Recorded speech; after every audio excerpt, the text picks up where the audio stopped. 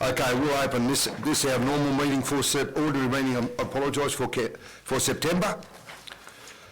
I'll start with our opening prayer. We give thanks for the contribution by our pioneers and early settlers, and for those who fought in the various wars for the fabric of Tenterfield community we have today. May the words of our mouths and the meditation of our hearts be accepted in thy sight, O Lord. Amen. The acknowledgement of country. I would like to acknowledge the traditional custodians of this land that we are meeting on today. I'd also like to pay respect to the elders, both past, present and emerging, of the Yuckabull, Kamilaroi and Bundjalung nations, and extend that respect to other Aboriginals present. Once again, councillors, we have no apologies, disclosures of interest and declarations. We do have one from Councillor Rogan, and thank you, Councillor Rogan, to do with item 1919 with the waiver of the waste transfer fees. Councillor Rogan is president of the Archery Club and he will be staying in the meeting but not voting. So thank you, Councillor. Can I have a move and a second to accept that, please? Councillor Sawyer, thank you. Seconded by Councillor Murray, and I thank you. All in favour? Against? Carried. Confirmation of the previous minutes. The previous minutes of our last meeting, councillors, and it's well documented in our on page 8 to do with the meeting from August. Would someone who was in attendance at that meeting like to move that it is a true and correct record, please? Councillor Peters, I thank you. Seconder, please. Councillor Rogan, and I thank you. All in favour? Against? Carried. Thank you.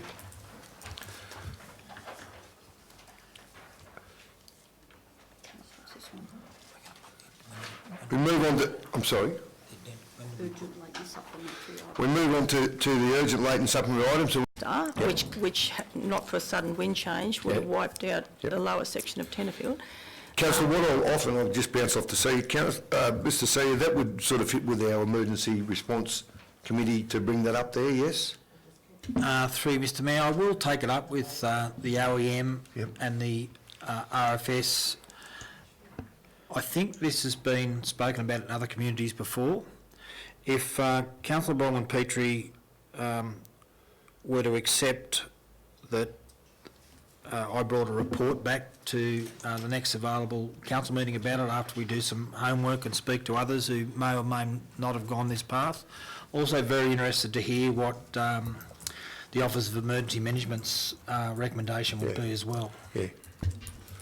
Well, I'd just like to know then, how does the dam alert work? If the dam, was put in apparently for if the dam wall went, is that a series of something around town, or is it, how does that alert work? The way I understood it, Councillor, and we're going back to the 2011 event because that's where that came from. There was with the height of the water in the creek, it activated those alarms. Like once if the water was spilling out over the dam at a higher level. Yeah. Right. So there's no manual way then to set those same alarms off in the event of, say, a fire. Well, that's like that was, because if that's the case, not to my knowledge, not at the moment. Right. Yeah, but that's what we're going to go forward. That's what you're suggesting, aren't you?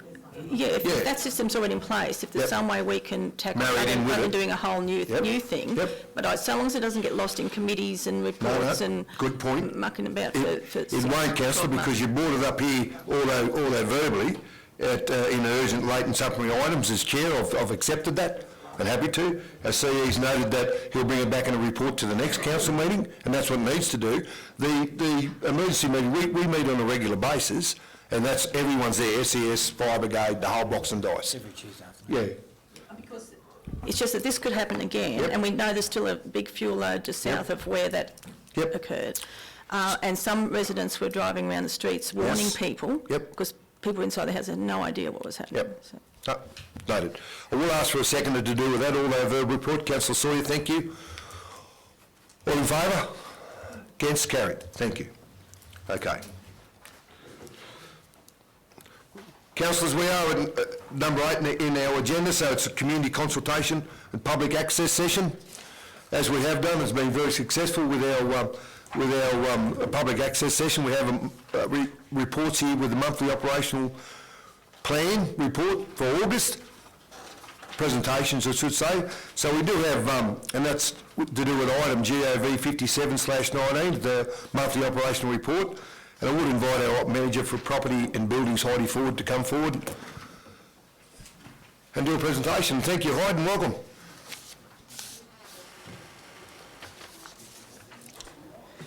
Thank you very much.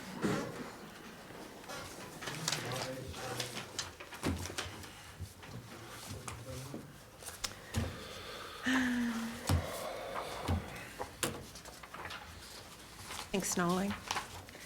Good morning, everyone. So, property portfolio, we've been quite busy at the moment. We've got a number of projects on the go, as well as a number of grant projects on the go, and new grant projects in the process as well.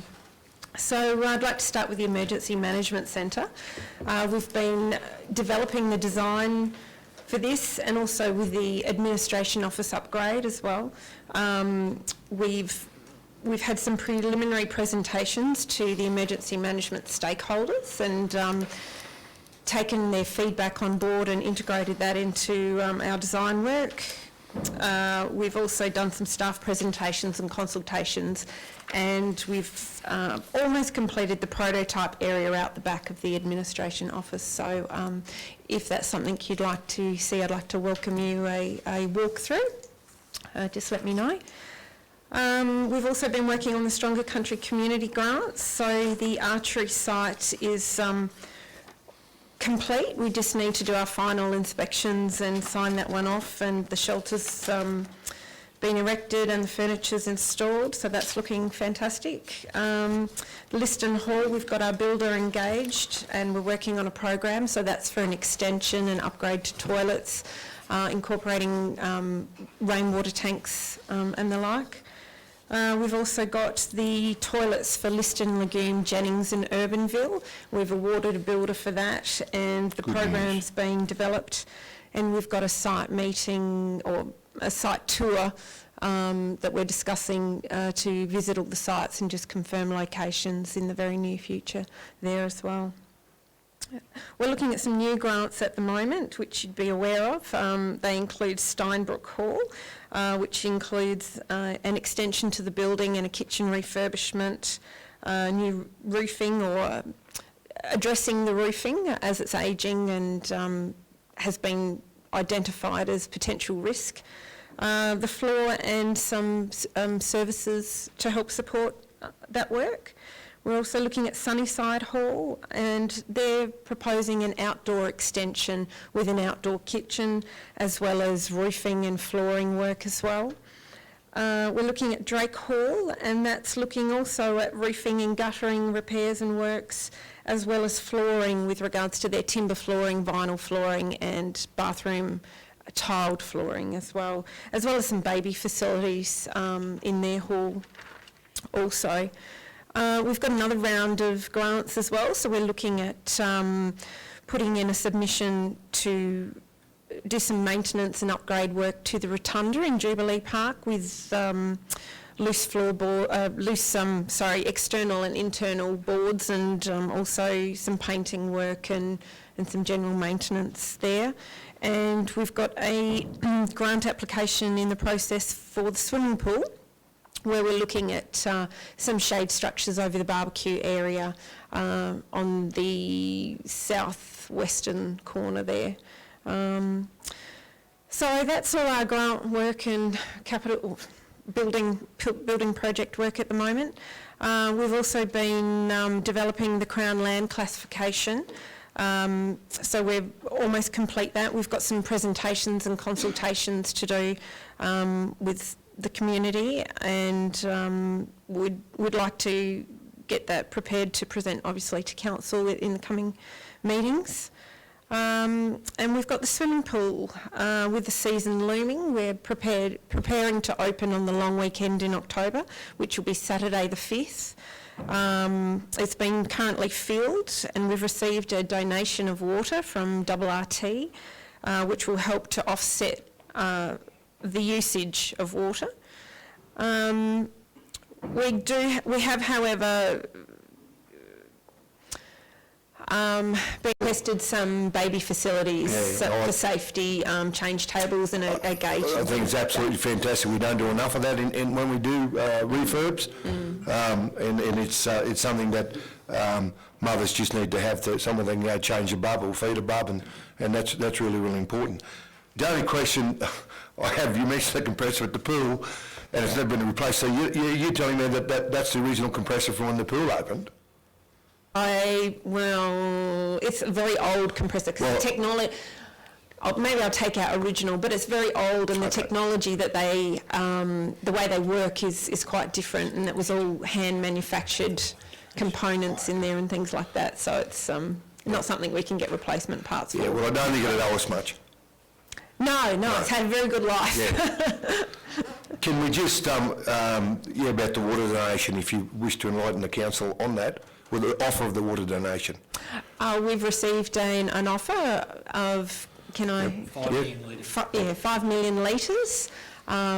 So that's contributing to offset the usage of water for the pool.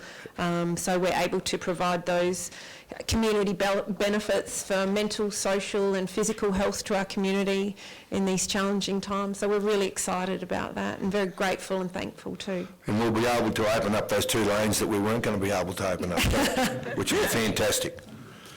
So it isn't, I spoke to them again yesterday, and I'll be speaking to the CE with a couple of little loose ends they're talking about, so, but it's all still good, in a good place. So thank you both very much for all the negotiation and organising that you've done to make that happen. It's all good. Questions to Heidi to do with her report. Councillor Very, yes. Heidi, the toilets at Liston and Legume, the people at Liston were shown one lot of toilets, and then they were Colorbond type toilets. Then they're told they're not going to get them, they're going to get something else. The Colorbond toilets is what they wanted. They're very tidy and look very attractive, if you can call it toilets attractive, but that's what they wanted. Now, I did have a second question. Where's the water coming from? What mobs is for the pool, that 6 million litres? I can answer that. Yeah, from in that Brisbane Valley area. So it is, yeah. Might be other Wivenhoe, I'm not sure, councillor, but yeah. With regard to the toilets, if I can answer that question, we've looked at the toilets as a rollout as a whole across the Shire, and the toilet materials have been chosen due to their durability, their natural finishes and their anti-vandalism qualities. So they're not surfaces or products that require painting or maintenance as such.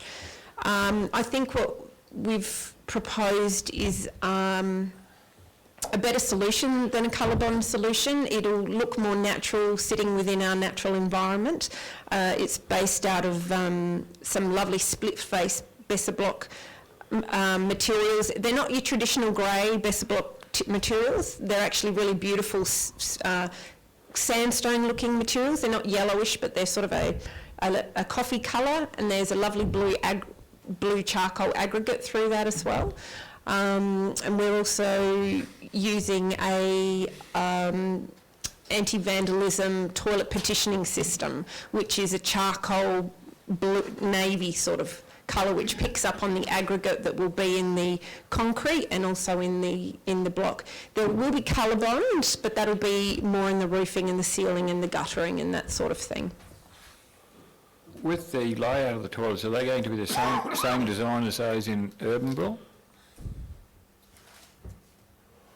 I'm trying to recall what the layout in Urbanville is like. Same as Drake. No. Exactly the same. That there's two proposals. Some of the townships will be having 2 toilets, which will be a disabled toilet and a normal-sized toilet, and the other proposal is for 3 toilets. So there'll be the disabled toilet, which is the larger cubicle in the middle with the 2 smaller ones on either side, and all the basins will be out under a portico area.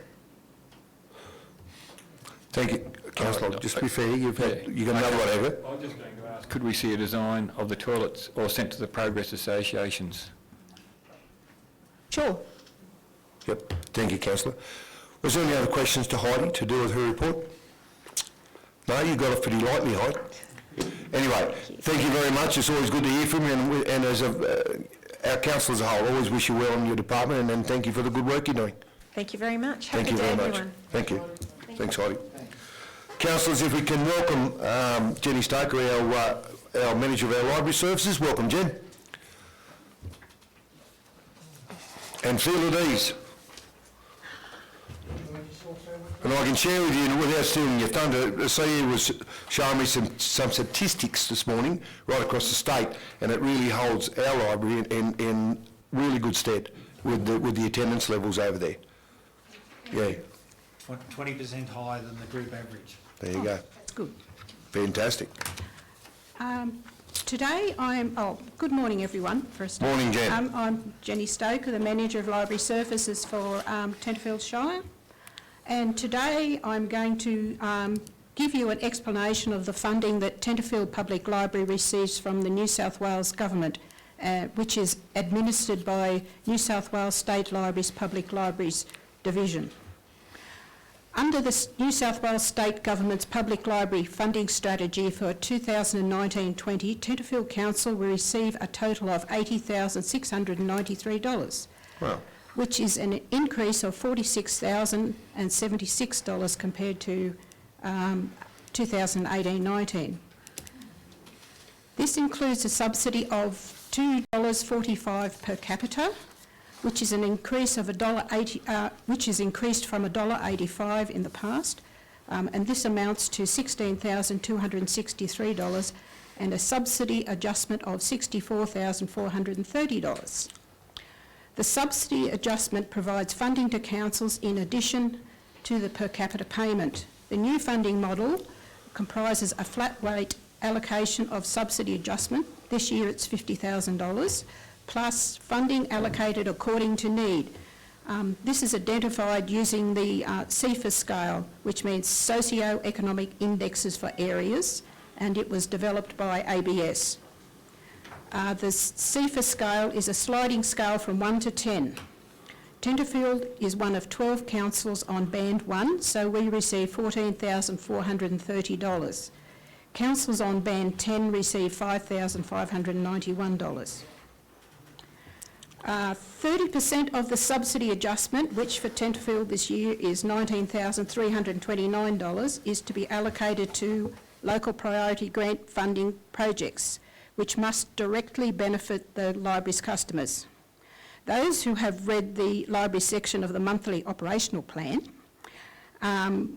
will know that the $7,000 that we received in 2018-19 for the local priority grant funding was allocated to repairs and renovation of Urbanville's branch library. And they will also know that I have had difficulties getting contractors to quote for the work. I'm pleased to report that this week the work has actually started on Urbanville Library using skilled council employees. The local priority grant funding amount for 2019-20 is $19,329, and the allocations within that are $15,000 for renewing and updating the technology in the library, including updating the public computers and installing an electronic information kiosk or electronic notice board. And the balance of $4,329 is being allocated to library furniture, including new public task and computer chairs. The computer chairs haven't been renewed since the original renovations were done in 2001. The increase in funding has been a result of a long and concerted campaign initiated by Public Libraries Association of New South Wales and supported by councils and their public libraries across New South Wales. The present funding is only in place for the next 4 years, but PLA would like to make the present level of funding ongoing. That it'll be well sourced, this book, so it is. Thank you. Thank you. Councillors, with our public access session, we do have another speaker to do with item COM 10/19, the lease of Tenterfield District Community FM Radio Association Incorporated, 142 Manor Street, Tenterfield. Mr. Peter Robinson is providing comment to do with the report. Please come forward, Pete. And councillors, as we always do with a visitor in our chamber, please stand and welcome Mr. Robinson.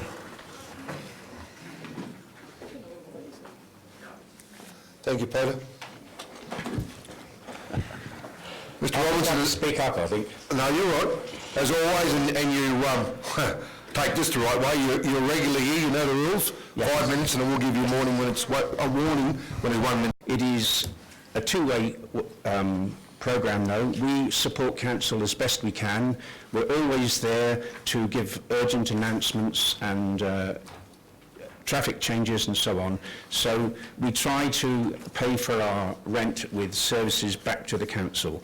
We've also cared for the building well. I think over the years it has improved at our expense. The roof expenditure is not our request. We needed some solar panels, and to have solar panels we had to have security of tenure, and council decided that the roof needed repairing sooner than it would have been. But that should be on the back burner as far as we're concerned. We're not pushing for roof repairs. Now, we've been through hard times. We've been seriously in debt, including to the council. We've paid all those. We've repaid all those debts. And our annual accounts now are 9 pages of accounts. They're surveyed by Sylvia Grigg, the accountant, who says the healthy financial position is a credit over many years to the committee, the contractors and the many volunteers. However, it is also noted that after accounting for GST, advertising has decreased from the 2018 year by some $10,000. Now, this is really because of the hardship we're going through, that businesses really can't afford to spend money on advertising like they used to. So we do keep annual checks on it. We made a net loss this year of 1,748. So we did raise quite a lot of money in other ways. But we do have items of expenditure like, for instance, licences are 4,500, the news, national news 4,400, rates 3,400, insurance 2,000, so a lot of money disappears. Now, we realise that council, after accounting for GST, enormous advertising has decreased from the 220,018 year by some $10,000. Now, this is realise that really because of the hardship we're going through, likely with businesses really can't afford to spend money on advertising. It seems reasonable that you do. So we do keep annual checks on it. We very much net loss this year of 1,748. So we did raise quite a lot of money in other ways. But I don't know if anybody's noticed, but on your paperwork here, option A, 5%. 5% of 12,000 is not 1,200, it's 600 items of expenditure like, for instance, licences are 4,500, twice what you should be at 5%. If you charge us at 5%, use 4,400, 603, the alternative is 500, so you're going to save 148 insurance, 2,000, so a lot of money going for option A.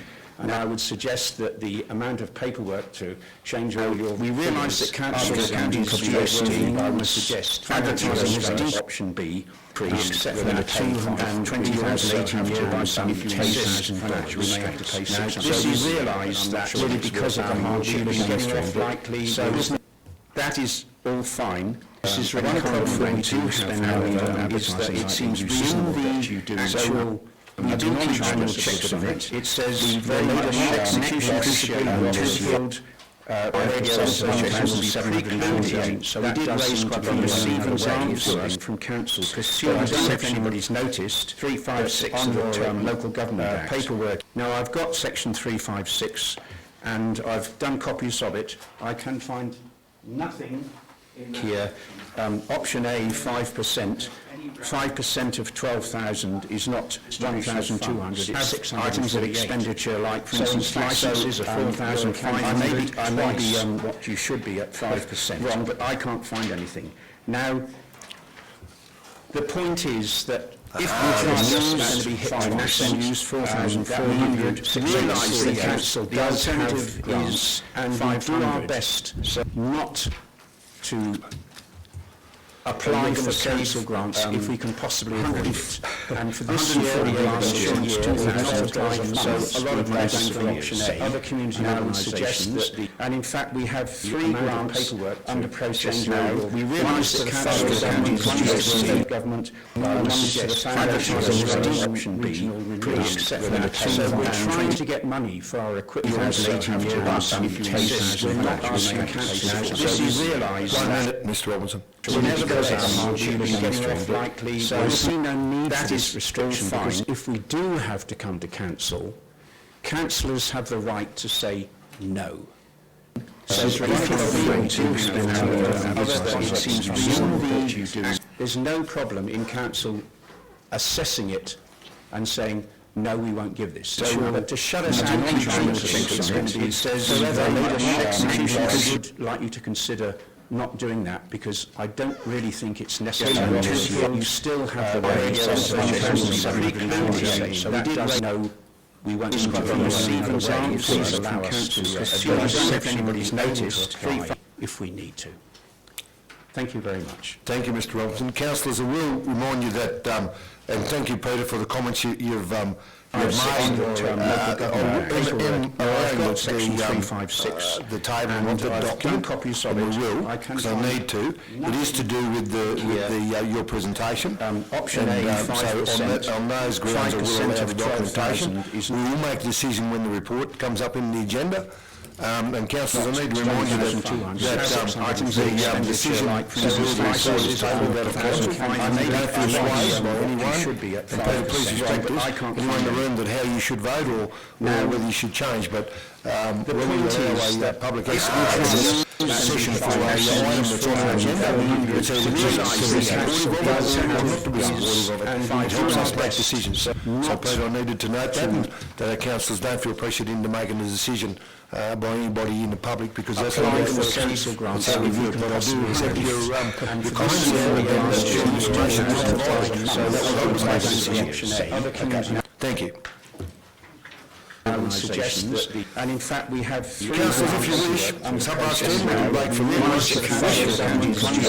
government. Can I have a motion to suspend? Councillor Forbes, thank you. Second by Councillor White, thank you. All in favour? Against? Carried. Good. This is realised 1 minute, Mr Robinson. whenever there's a hardship, it's getting off likely. So we see no need for this restriction. Because if we do have to come to council, councillors have the right to say no. So there's no problem in council assessing it and saying, no, we won't give this. So to shut us out, it says, I would like you to consider not doing that because I don't really think it's necessary. You still have the right so we did know we won't receive and please allow us to if anybody's noticed if we need to. Thank you very much. Thank you, Mr Robinson. Councillors, I will remind you that, and thank you, Peter, for the comments you've made. Okay, councillors, I'll bring our meeting back to order, and thank you all very much for sharing in morning tea, as always. Councillor, before I go to the next item at lunchtime, and thank you, Heidi, for the offer that we can have a walk through the new work, if we wish. We will be having lunch here. We have the auditors in town today, and obviously for the wonderful job they do, and they'll be using the committee room, so I just want to share that with everyone. I'm sure we'll make that work. But thanks, Heidi. That'll be good. Okay. Can I have a motion to resume standing orders, please? Councillor Sawyer, thank you. Second, please. Councillor Bronwyn Petrie, thank you. All in favour? Again, carried. Councillors, in your hard copy, we've moved to page 26.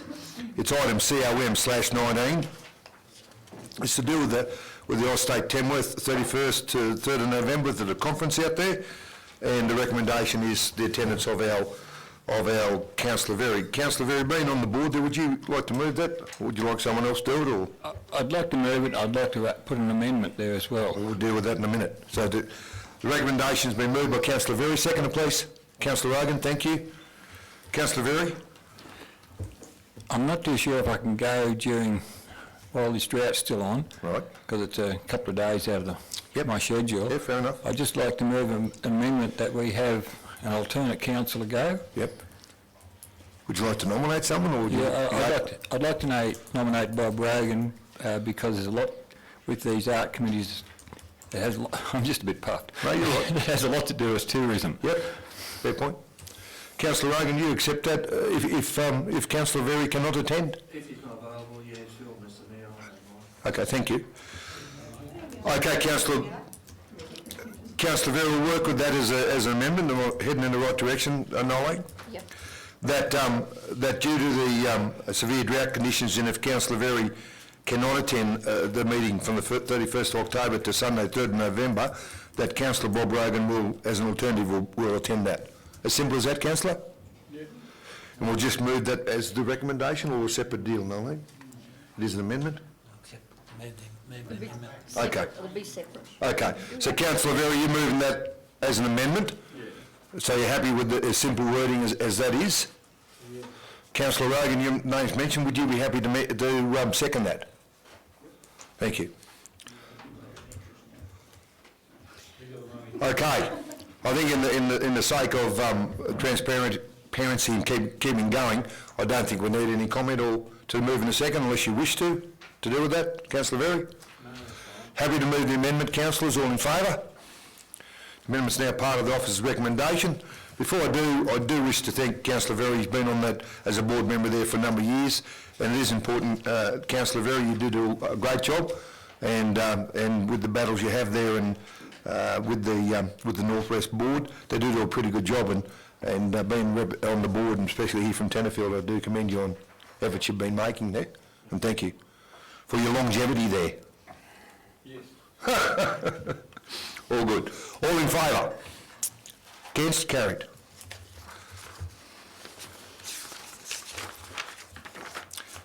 Councillors, move on to page 31 in your hard copy. It's item COM 10/19. It's released to Tenterfield District Community FM Radio Association Incorporated. In Manor Street, Tenterfield, can I have a mover and seconder to deal with this, please? Councillor Rogan, thank you. Seconded by Councillor Michael Petrie, and I thank you. And I'll hand over to the Chief Corporate Officer to present this item. I'll start off presenting the item. As I said, Heidi and her team, in particular Jennifer, have done a lot of work on this side.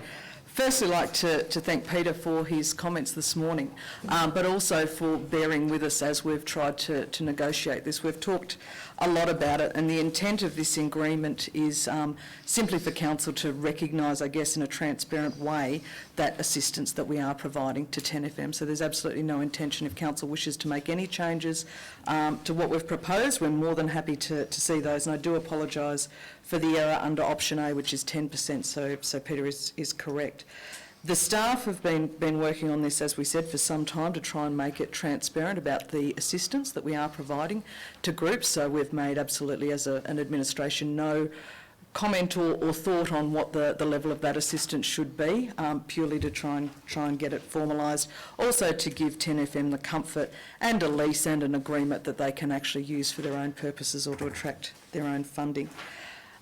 There is the clause in there too that Peter did talk about in his presentation, which was very good, was under section 356. This would constitute, and you'll see on the document that he's printed out for you, thank you again, that public notice is not required to if the financial assistance is part of a specific program.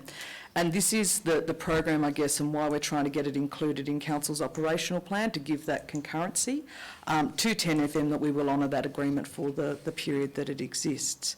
The section 356 grants is what is spoken about in the financial contributions agreement, whereby and I guess there's been a lot of ongoing discussion that if we're going to enter into an agreement that provides a specific subsidy with a financial amount, whether or not that current allocation that we have of $45,000 needs to be spread over other community groups that perhaps don't have the level of support that this organisation does. Having said that, we've heard from Peter today, and once again thank him for that again. And if council wishes to remove that clause, that's up to council, but the consideration needs to be given about whether or not that 45,000 allocation, which we increased this year for other community groups, then will sustain what we'd like to do more broadly. So I'll hand over to Heidi. Do you want to talk about the process? Thank you. Well, we've had lots of discussions, obviously, with 10FM, and lots of investigations.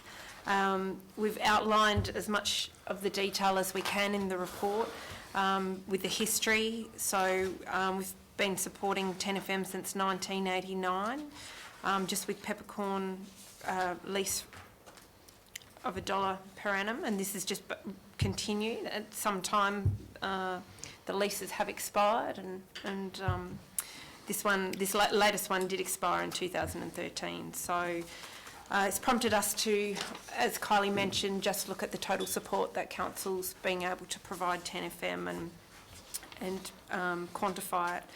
So we also looked at the building. We had our building condition assessment report done, so we were able to get a clear understanding of what works are really required to this building to maintain it and to keep it in a good working order. And we also reviewed the commercial rental that building could obtain should it be leased out in the marketplace, which was about $8,500 per annum. So we developed the financial contribution agreement that you all have a copy of, and we have provided a couple of options there for the lease, for the rent. The lease will help assist 10FM in seeking a grant for their solar panels that they're wanting to apply for. However, we strongly feel that we really need to address the state and the condition of the roof prior to putting solar panels on there, because they are coming to the end of their life, and it would seem a big waste of resources to install those panels on a roof that has a very short lifespan thereafter. So hence we've had a look at those, and we've got a current quote for almost $19,000 to do that. It's also been identified there's some other works and general repairs and maintenance that we need to address in that building as well, which has been outlined in the report. We've also just highlighted some recent expenditure for you, for your understanding. So last year in November 2018, we completed the new storage shed at the back, which was of a heritage, to fit in with the heritage precinct there, and 10FM currently use half of the shed and council uses the other half. And then our expenses are listed here for 10FM as well, with the building and the shed depreciation, so forth, at just over $44,000, and then the costs for the digital tower, which is just under 30.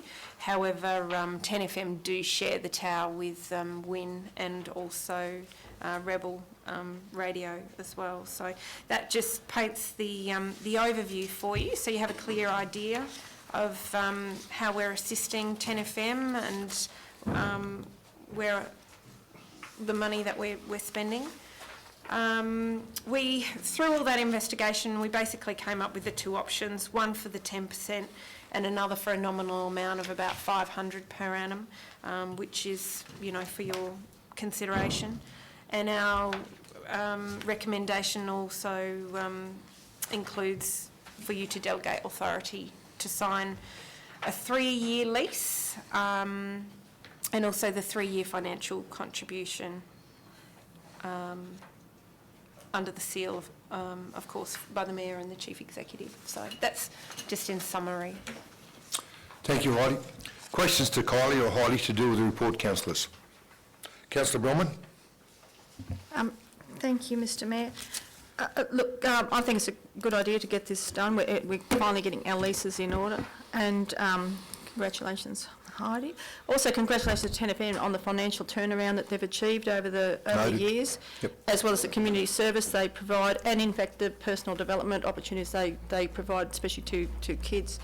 I was just wondering, with the alteration in the financials, do we need to alter anything here in the motion? And if we do delete that clause F from the agreement, does that need to be reflected in the motion?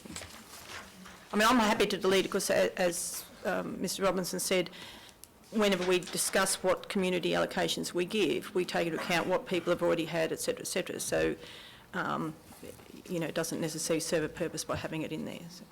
Can I just, so everyone's on the same page, and Councillor Brodman, correct me if I'm wrong, you're referring to clause F, and that's obviously to do with the financial contributions agreement on page 36 of the hard copy. Yep, all good. So I mean, under number 4 of the motion, which is authorise the lease, Yep. do we have to, if we agree to withdraw clause F and Right. clause G will become clause F, do we need to alter anything in the motion, or do we just make a decision to alter the lease separately without it being reflected in the actual motion? Yep. Fair question. Colin? So probably procedurally, the best way to attack that is is just to look at number 1 in the officer's recommendation, and where we've got option X, option X for inclusion, A or B or an alternative or variant, is just there that the council determines option whatever, A or B, being 10%, or option B, a nominal fee, and removes clause F from the draft agreement, and that'll be fine. Because once again, we'll go back and issue the agreement without that particular clause in there. That's your question. So we don't need Councillor. to change 1, 2, 4 and 5. We will simply draft it with that, and we'll also amend the schedule, because we do need to amend the schedule under part 5 for monetary and in-kind support to reflect whichever option council chooses. So at the end of the day, it's just to sign the agreement as council decides, and then to issue that. Right. So, Colin, so myself and the councillors are clear. So, do we need to, what you're speaking of with what Councillor Brodman Petrie's raised, do we need that as an amendment today that to actually, at this council meeting, to note that we're taking clause F out of this agreement?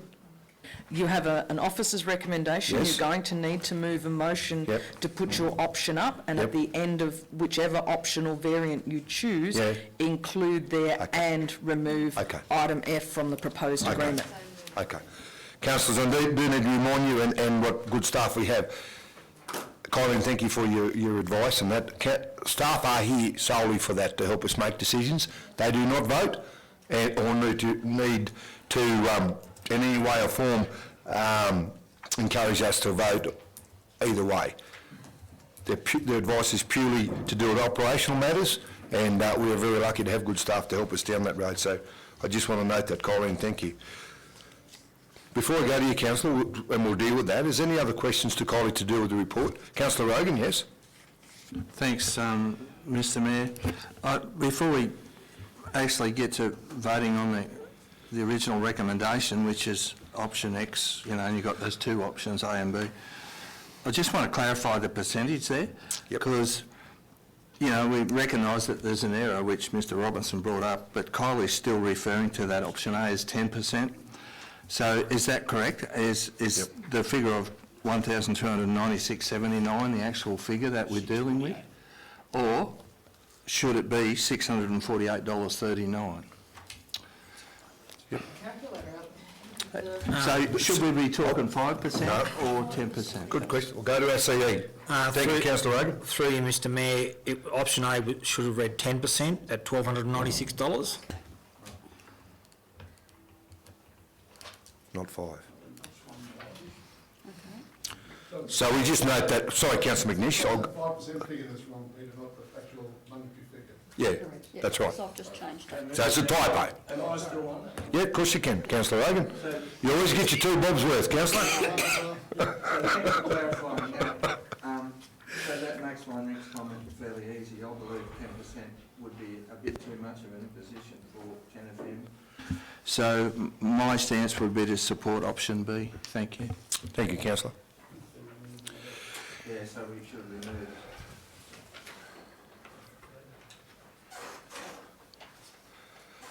Just think. Any other questions to do the report? I'm going to deal with the change that we need to make in a minute. Councillor Very, yes? Wasn't a question, it was just a comment. Yeah. I'd just like to thank Pete Robinson for his presentation. I think a presentation with something like this always helps clear the air. Yep. Thanks. Good, thank you. Yes, Councillor Peters?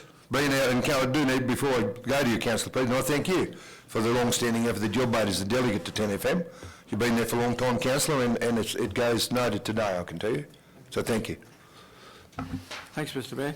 I'd just like to say I think that the 10FM board and the volunteers have done a great job over the years and run the station, got it out of debt, and things are going very well as far as I can see. Yep. And they need all the support we can give them. Yep. And I'd like to go with option B. Yep.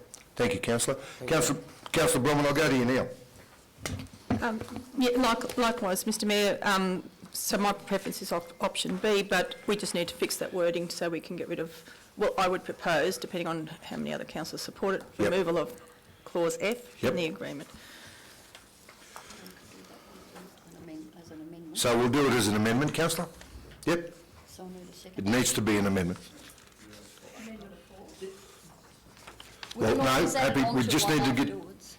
I was going to say we can add it on to item number 1 because council needs to resolve their direction. So we've put up an officer's report for Yep. consideration by council, and item 1 requires council to make a decision. So in moving of that motion, it is that the decision council determines option B, Yep. in this instance, that council determines option B for inclusion in the agreement and removes clause F, Yep. becomes the motion. Yep. Yep. Okay. Okay? Yeah, you wanna move along those lines? So council Council. determines option B for inclusion in the agreement Yep. and removes clause F Yep. of said agreement. Or the financial contribution agreement. Yes. Yep. Okay, and we have a second, Councillor Berry. Does anyone want to speak to the amendment or against the amendment? No? The move and the second, did you wish to speak? Councillor Bronwyn? Okay. Right, thank you, councillors. So we'll put the amendment, all in favour of the amendment? All in favour of the amendment? Against? So we're all, I'll just stop there. So everyone's good? Don't need any more clarity on this? Okay, good. So the amendment's in this. Now we'll move that the amendment becomes part of the officer's recommendation. All in favour of the recommendation? Against? Carried. Thank you. We good now? Councillors, I do apologise just for some, with the order of business, I haven't mentioned that there's some, do with the Merrill minute. There's no Merrill minute and recommendation for items to be considered in the confidential section. We don't have any. So I apologise for that. Move on to page 39 in your hard copy. It's item COM 11/19, it's the draft footpath activity policy amendment to local approvals, policy number 3.121. Can I move in a second to deal with this item, please? Councillor Murray, thank you. Seconder, Councillor Michael Petrie, thank you. And I once again hand over to the Chief of Corporate Officer of the Chief Corporate Officer. Thank you very much, Hi. Mr Mayor. So as council's aware, over time we've been going through and trying to conduct a review of our policies and make sure that, one, they are succinct and current. And this one's been a little bit overdue for review. What's happened essentially is trying to incorporate all of council's policies that relate to footpath activities into one policy. We did have some issue in and around confusion whereby people would be trying to, or certainly businesses, look at one particular policy to the exclusion of the other.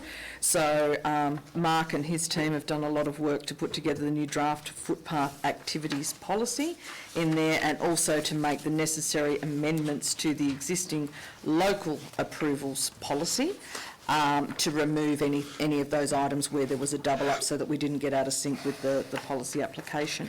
They are policies that do require exhibition, and also council to actually accept comments from the public for a period of 42 days, and should those comments come back to consider those. So the recommendations there that if there is no commentary received, that they would then be enacted. If there is any commentary received, that then they would come back to council for review of that commentary. So these deal with the putting on exhibition these two new policies. The other policies will still be in existence while these are exhibited, until such time as council adopts the new one following the exhibition period.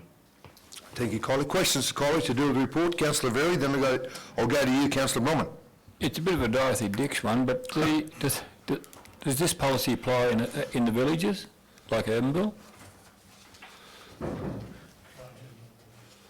I believe that Right it across the shire, applies isn't it? everywhere. That's what I Yeah. was going to say. They are local Shire line, laws. As I said, Dorothy Dixon. Regardless. Yeah, no, that's, sorry, I thought there might have been a curly one to that. No, no. That's my, I just wanted to get it out there for the people to understand.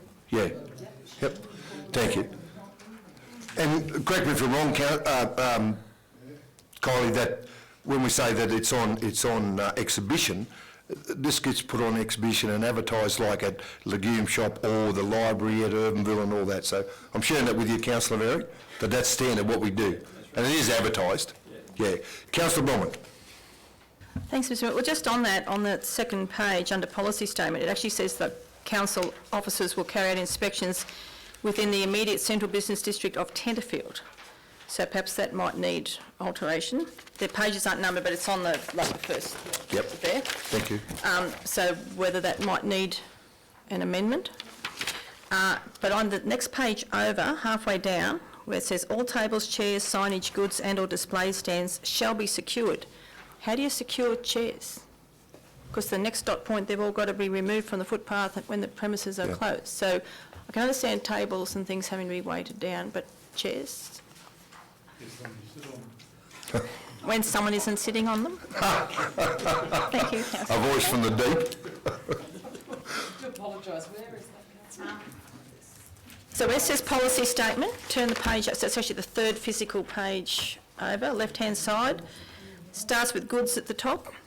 Come down the sixth one, it says all tables, chairs, signage, goods and shall be secured.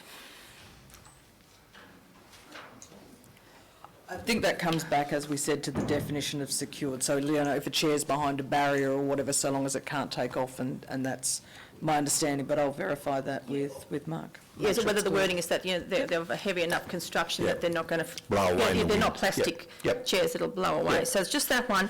The one above says no glass or breakables, which is a reiteration of two before that, it says no glass or breakable goods. Maybe it's fine to leave it in there because it's re-emphasising the fact that you shouldn't have glass, that's fine. But we might need to look at that Tenterfield wording the page before as well. Thank you. Thank you, councillors. Councillor McNish. Thanks, Mr Mayor. Just what I think is one omission there is the raffles, which are conducted on a weekly basis by outside what they call the Benevolent Society. Now, should that be in this policy as well? Because it is a footpath activity. Yeah. No, fair question. They do, and I'm happy to take that on notice and look into it more, but they do actually have approval to undertake those activities. It's just where it fits in. So the raffles, etc., do have approval to operate on the... And I just, without confusing the Councillor McNish, you raised a good point. Kylie, each organisation, and correct me if I'm wrong, they actually apply to council to have those, to book a site, don't they? Yes, correct. We have an approvals process even for busking. So under section 68, we actually issue approvals for the like, and you'll see a list of those in the fees and charges as well as to the costs attributable to those. Yeah, I'll come back. Nothing over this side? Sorry. I'll go to Councillor Berry. Just Councillor McNish's question, I think it comes under the busking policy. Separate. Is it? I thought it was under the busking policy, You're talking about the raffles, Councillor? the raffles. Organisations? Okay. Yeah. But, okay, let's clear this right up. So, Kylie, with what we're talking about, with a charitable organisation, whatever, when they do that, it does sit under this policy because it is a footpath activity? Yes, I believe so, but as I said, I'm just going to have to seek some clarity, so I can send that out to you. Right, Councillor Petrie. Bronwyn. Thanks, Mr Mayor. The document's quite right in that it's under economic, etc. It says how by enabling this activity, it enhances the economic viability of our businesses, and it provides a more vibrant and colourful atmosphere for shoppers, and it's very good for people driving through. They see, and like it has been said that, like with the current drought impact on local businesses, etc., the passing traffic, if they see our streets are vibrant and active, it will encourage them. So to that end, and I know we looked at it last year with the drought funding, waiving fees for those businesses. I'd just like to foreshadow how we think about how I know it's a minuscule amount in the overall scheme of things of $4,000 odd. but we need to really think how we could do that to encourage, give some bit of an incentive for our businesses to continue to do that. So, which is Are not you talking with the licence and the with the waive business? the fees, yeah. Yeah, and we have spoke about it before, not very long ago, I think, councillor, with respect, yeah. Only 12 months ago, I thought. Last workshop. There you go. Yeah. I'll come to you, councillor. Yeah, but anyway, your comments are noted, and we have workshopped this, and obviously, councillors, and I need to, and correct me if I'm wrong, Kylie or Mr CE, with number 3, accept submissions. Councillors can put in a submission, like I mean for this, in the draft. Now, be fully aware of that, you're a ratepayer, so that's there. So don't say, oh, why didn't I know, or how do we, wanted to do something. But councillor Rogan, I'll go to you. Thanks, Mr Mayor. I just wanted to reiterate that it was spoken about last workshop just the other day, and I was led to believe at the time when I brought something up that this should go to the fees and charges committee. I'm not sure when that's due to sit again.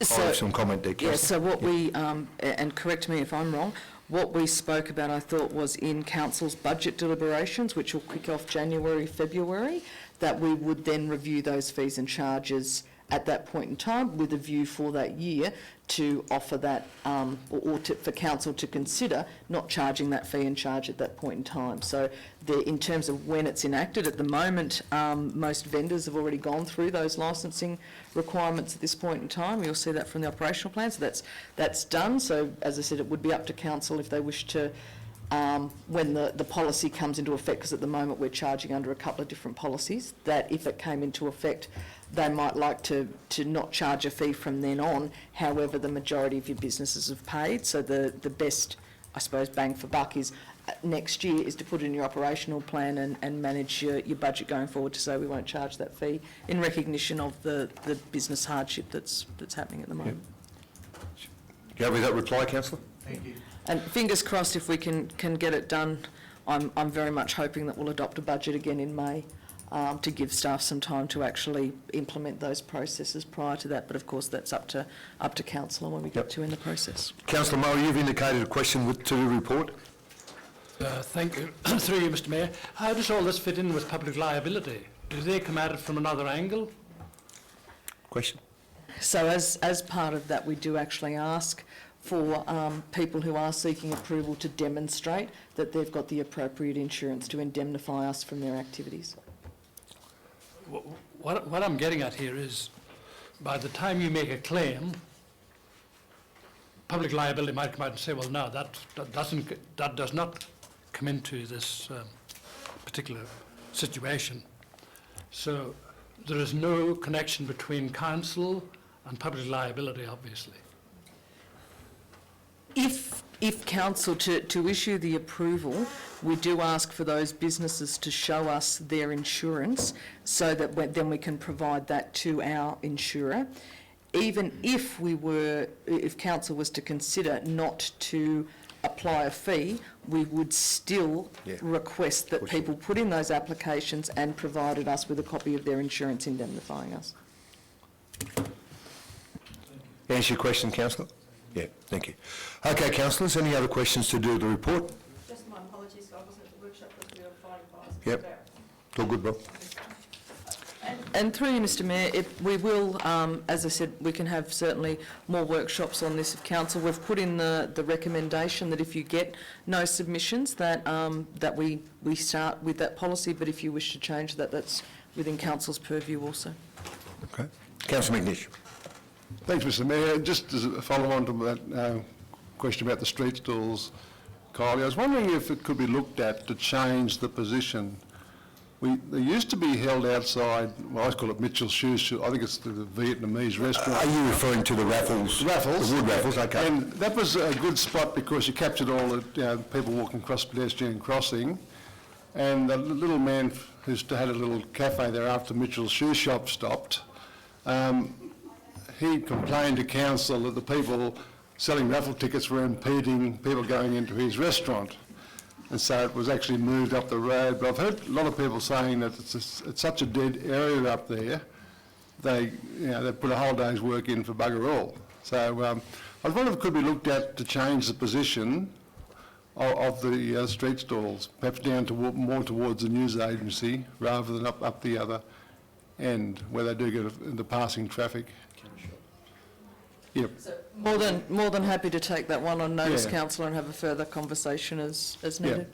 Okay. Thank you. Thank you, councillor. Okay, councillors, the officers' order, please. The officers' recommendations there, all in favour of the recommendation? Against? Carried. Thank you. Councillors, move on to page 42. It's item ENV 18/19. It's amendment to 219, 220 fees and charges, water network, bulk water sales from council's standpipe. Can I have a move and a second to deal with this item? Councillor Sawyer, thank you. Second, please. Councillor Murray, and I thank you. It's my pleasure that I hand over to our CE to present this. Thanks, Mr Mayor. Look, it's pretty self-explanatory. When we looked at the original charge, the idea was to make it abhorrently expensive so that people put tanks on and stop using the water. Since then, the amount of rainfall we've got's been even less than the preceding 6 months. It's to the stage now where someone could have 100 tanks and it wouldn't make any difference. So we were holding the fee off until the Apex Park bore was turned on because we didn't have an alternate. Now that we've got an alternate, having looked at the fee, I thought it'd be a good idea for council to revisit it, bearing in mind we've had such little rain. Thanks, Mr Mayor. Questions to the CE to do with this report? Councillor Bronwyn? No, this is the second kilolitre. Can we just swap the R and the E at the end, please? Typo. Through you, Mr Mayor, that was left in to see if Councillor Bronwyn Petrie, the spelling guru, picked it up.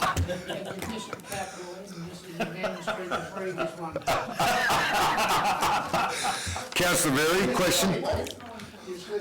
Order. Councillor Berry. Just a comment, Mr Mayor, about the water tanks. Southern Down are seriously looking at subsidising water tanks for their ratepayers. And Liston been getting water from Stanthorpe via donations from Rotary, etc. Yep. I'm aware of that, councillor.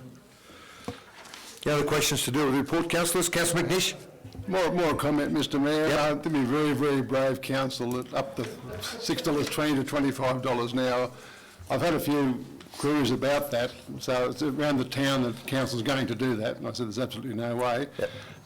Just as someone who drives past the Apex bore every day, a couple of times, it always utes there filling up, so it's been well received. Well received. It has been. Well, councillor, you can share with your constituents how hard you fought to stop that $25 today. I'll say it was just me.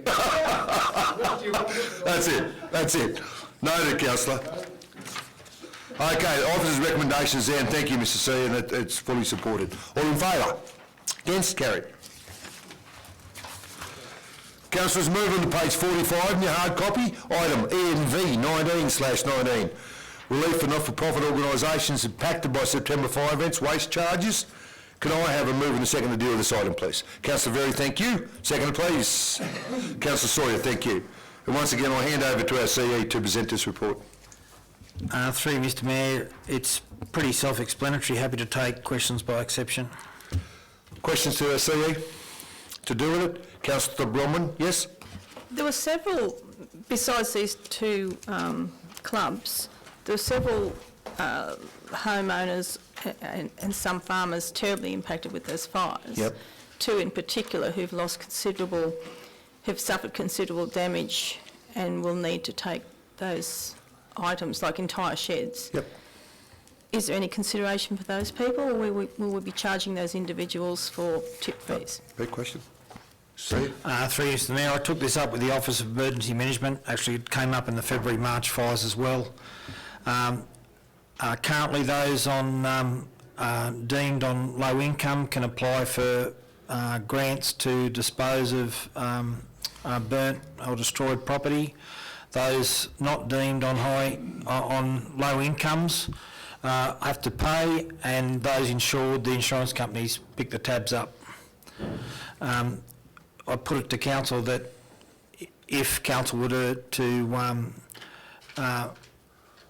introduce changes to the current modus operandi that the OEM has, it would open up a can of worms because, number one, we can't budget for it, and number two, does that mean floods? Does that mean other things as well? Thanks, Mr Mayor. Councillor, I do wish to note, and for the comments you've made, and it is relevant. In the recent community meeting at Drake, these things were raised, and Council will work, and our CEO has explained it as good as it can be, we'll work as closely as we can with our community to ease the pain whichever way we can. But it is an issue to do with waste, especially after fire, and that was noted at Drake the other day. And the CE, to go back to the February-March fires, he's been working tirelessly with Public Works and Mr CE to try and get a resolution to do with contaminated waste, and that hasn't gone so well. Not from our part, but from the Public Works part, and I think it finally was just getting some light in the tunnel just recently, wasn't he? You wouldn't believe this, but the Friday the fire started, we opened up the cell for the asbestos from the February-March fires at Bunnabanoo. That's how long it took. Anyway, so yeah, any more questions to do with the report? Well placed with this fire then. Yeah, we should be, Councillor. Yes. Mr Mayor. As a matter of fact, we are.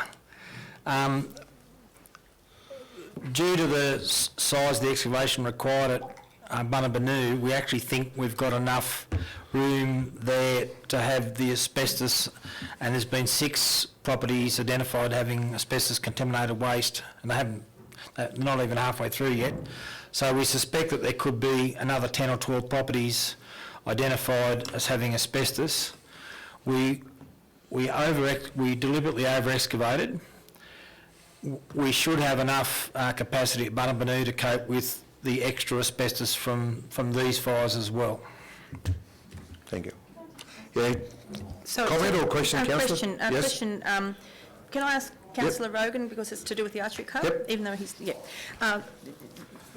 Bob, it says all the archery targets were destroyed, so all the wool packs, are they? I mean, I can see them still standing there, but have they all been? Mayor, Mr Mayor. Of course you can, Councillor. Bronwyn, all our field course targets are all gone, all those wool packs disappeared. There are 6 left, so if you've seen any, would have been those 6 there in the middle, which was a cleared area where our practice area is, and that's all that remains. We had a total of 56, 60 or something, so they're all gone. The main issue with waste out there is 2 types of waste that we have. The club's doing what it can to replace all those wool packs and stuff, so the waste is green waste, or actually black waste, from all the stuff we've cut off the tracks. And that's put in piles. And the other is, back in the day, now I don't know what day, but a long time ago, it used to be, residents have told me, a council tip, or it was a dump. There's a lot of waste that's metal, glass, crockery, that is now all exposed because there's no grass left anymore. And no topsoil. And And that's the stuff we've got a real issue with. The club doesn't have the resources to sort of deal with that part of it. So having this considered would be really good for the club, and I'm sure the Pistol Club's in the same boat. So all those wool bales are gone. There's half a dozen left, Bronwyn, that's all, in the middle. So they're filled with anything that'll stop an arrow, so plastic, straw, hay, whatever we can get. Thank you. Okay, councillors, the report's there. All in favour of the officer's recommendation? Against? Carried. Thank you. Councillors, we move on to our page 48 in the hard copy. It's item GOV 57/19. It's the monthly operational report for August. Can I have a move in a second to deal with this report, please? Councillor Sawyer, thank you. Second, please. Councillor Murray, thank you. And once again, I hand over to our Chief Executive. Through you, Mr Mayor, this is probably our most lean and rushed monthly operation report we've written since February last year, predominantly due to staff being otherwise engaged with the fires, and also myself and others as well engaged with the emergency water project. Happy to take any questions by exception. Thank you, Mr. CE. Questions to the CE to do with the report? Councillor Bob Reagan. Thanks, Mr Mayor. Through you to the CE. I have two questions, if that's allowed. Of course it is. First one on page 22, I think. Yep. Economic growth and tourism. Just Apologise, councillor. Page 22. yes. Yep. It's just a question about, there's a note here that says they're investigating the potential of a combined research project with National Parks and Southern Cross University. I just wonder whether we can be enlightened on what that's about.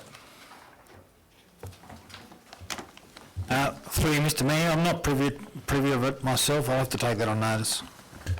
Okay, the second question there is on page 97, stormwater and drainage. This is something that's sort of been of interest to me for some time, and I notice, so page 97, yeah, I noticed that pretty much any drainage within the town itself has been on the back burner for a while, and I get why, because money and resources were allocated to bridges and that sort of thing. But it's been on the back burner for some time, just not the last 12 months. And in the budget, I think there was a little bit of money left there, if I read it correctly. So I'm just wondering whether now it's so dry, wouldn't this be the right time to allocate something to drainage?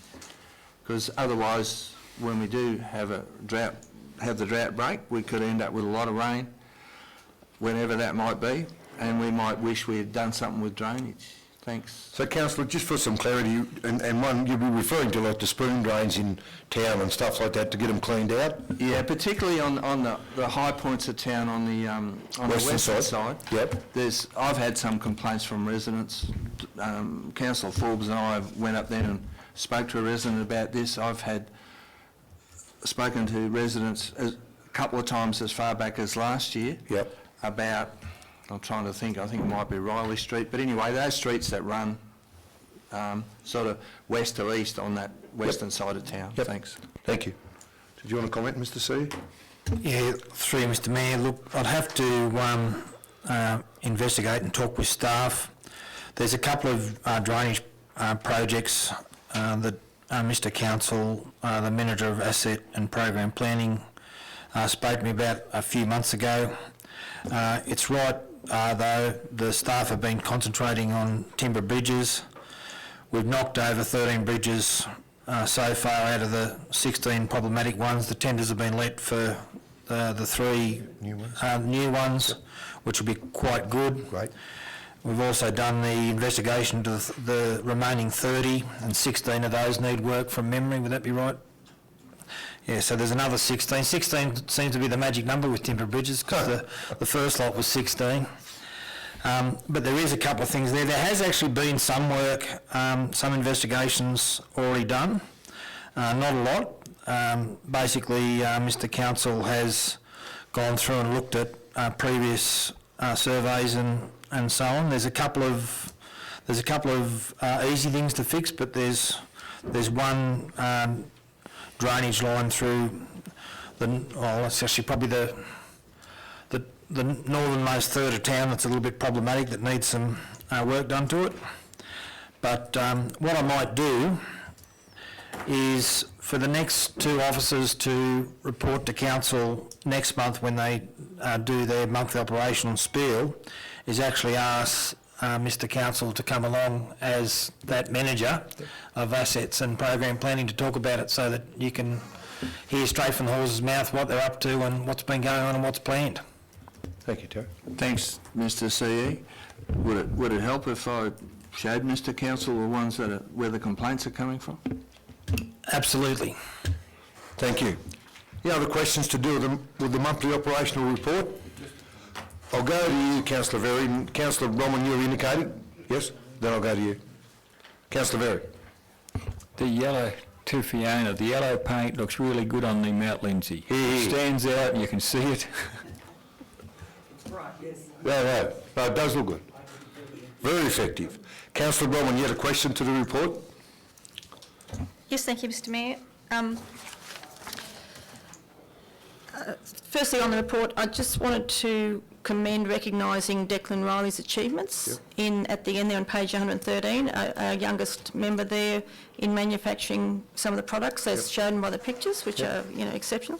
And with the emergency stuff, I'd also like to commend Carl, the dozer driver, who got a big tick from my boy, who said, which is a hard yard, but he said he's Tough judge. He's a wonderful operator. Good. The other thing is on page 104 with the transport network, I've got vegetation removal at the moment from the fires. I want to commend council and particularly Terry and Andre for the vegetation removal they had done last year on Billirimba and Scrub Roads, because had that not have happened, those fires would have been much worse, and in fact those roads would have been untrafficable during those events, and especially with the smoke and stuff. So they're the kudos. I was just wondering, page 23, where the website is. I know we've been told it's nearly there, and page 48, a question on the emergency services. About lessons learned from the February fires have seen massive improvements in safety and operational functions in these fires. I was wondering what these massive improvements were. And finally, on page 103, I was just wondering what's happening with potential for ash in the dam. As Councillor Rogan said, it will rain again one day, and I know they've put rock there, but I'm just wondering what other filtration might be in place, because if we get heavy downpour, there's going to be all sorts of ash come off Dairy Mill. Okay, councillor, you raised three questions there. Now, can we deal, correct me if I'm wrong, page 23 was one? Let's deal with that one first. Question was there. When is the website going to be really? Through Mr Mayor, if Nolene's available to speak to that, she knows more about it than I do. Councillor Hyde? Yes, councillors, we've had a few hiccups with it. We've had some staff leave, we've had a few hiccups, but we've actually now just put Sarah back on contract, and she's doing that work from home, so I'm hopeful it'll be up and running. I was hoping by the end of September, but I would like to say about mid-October. Thank you. The other one was, councillor, page 48 you mentioned? Page 48. Yeah, I can speak to that, Mr Mayor. Yep. The improvements have been largely internal to council. When we had the February-March fires, it took, I think, 48 or 72 hours to get the local emergency management centre up and running. In the first couple of days of the fire, basically myself, Barry Frew and James Bowden from the police, we basically ran the fire on our mobile phones and any way we could. During this fire, and I suspect it's because the Ebor fire had already started down there, the District Emergency Management Centre was already stood up, so it was really, really easy for council, one of our Limos, which is Wes Hoffman, who lives at Deepwater. He continued from Deepwater to Glen Innes to the centre, and council's response to the RFS was almost immediate as a result of that. Also, Mr Hoffman and Mr Pater, the Works Manager and Acting HR Manager, and also Mr Brad Phone, the Workshop Manager, they'd had numerous meetings planning for council's response should there be fires this year. They actually had 9 meetings between the fires in March and the fires that started in September. Consequently, when council went to supply the services to the RFS, everything went off without a glitch. Whereas when we went to supply the services in February, not all of our operators were fireground trained. Every single operator now has got the ticket to do whatever they've got to do in relation to coming onto a fire scene. They're all trained, they're all versed with it. We've got all the fire kits now because they've got a special kits when they go into a fireground in their vehicles. And basically, it's not only those 3 people, it's everyone that's been involved, but the preparedness that council had largely a result of what happened in February and March. Although it wasn't bad in February and March, it was just caught everyone a little bit off guard and flat-footed.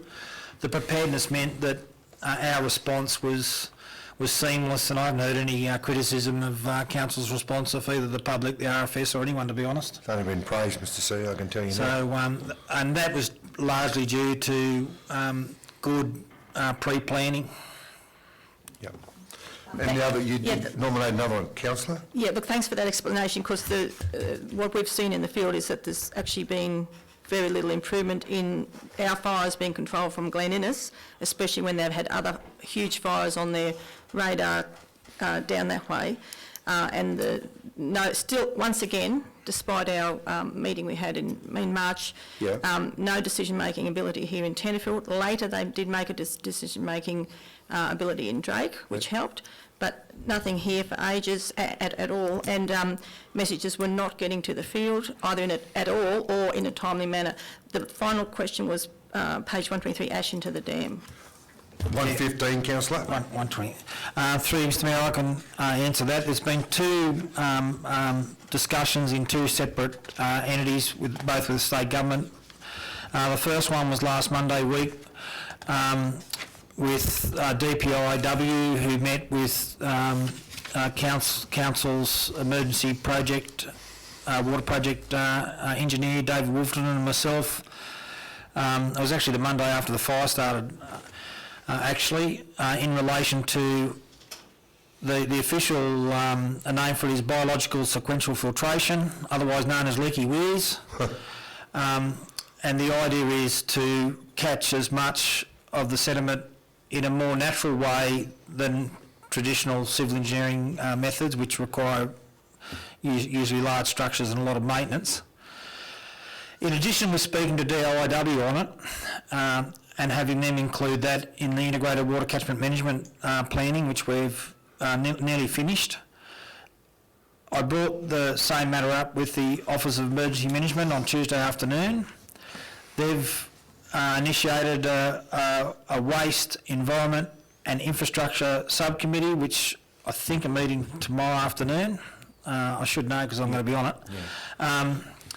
And they're going to be looking at sourcing money or monies from the Environmental Protection Authority and somewhere else, I forget where they said, but I think the majority was the EPA, to do the same thing. So the next step is when the Environmental Waste and Infrastructure OEM meeting occurs, is to invite Mark Watson from DIW, Coffs Harbour, and David Wolfton, our project engineer, to that meeting to discuss those two, that issue.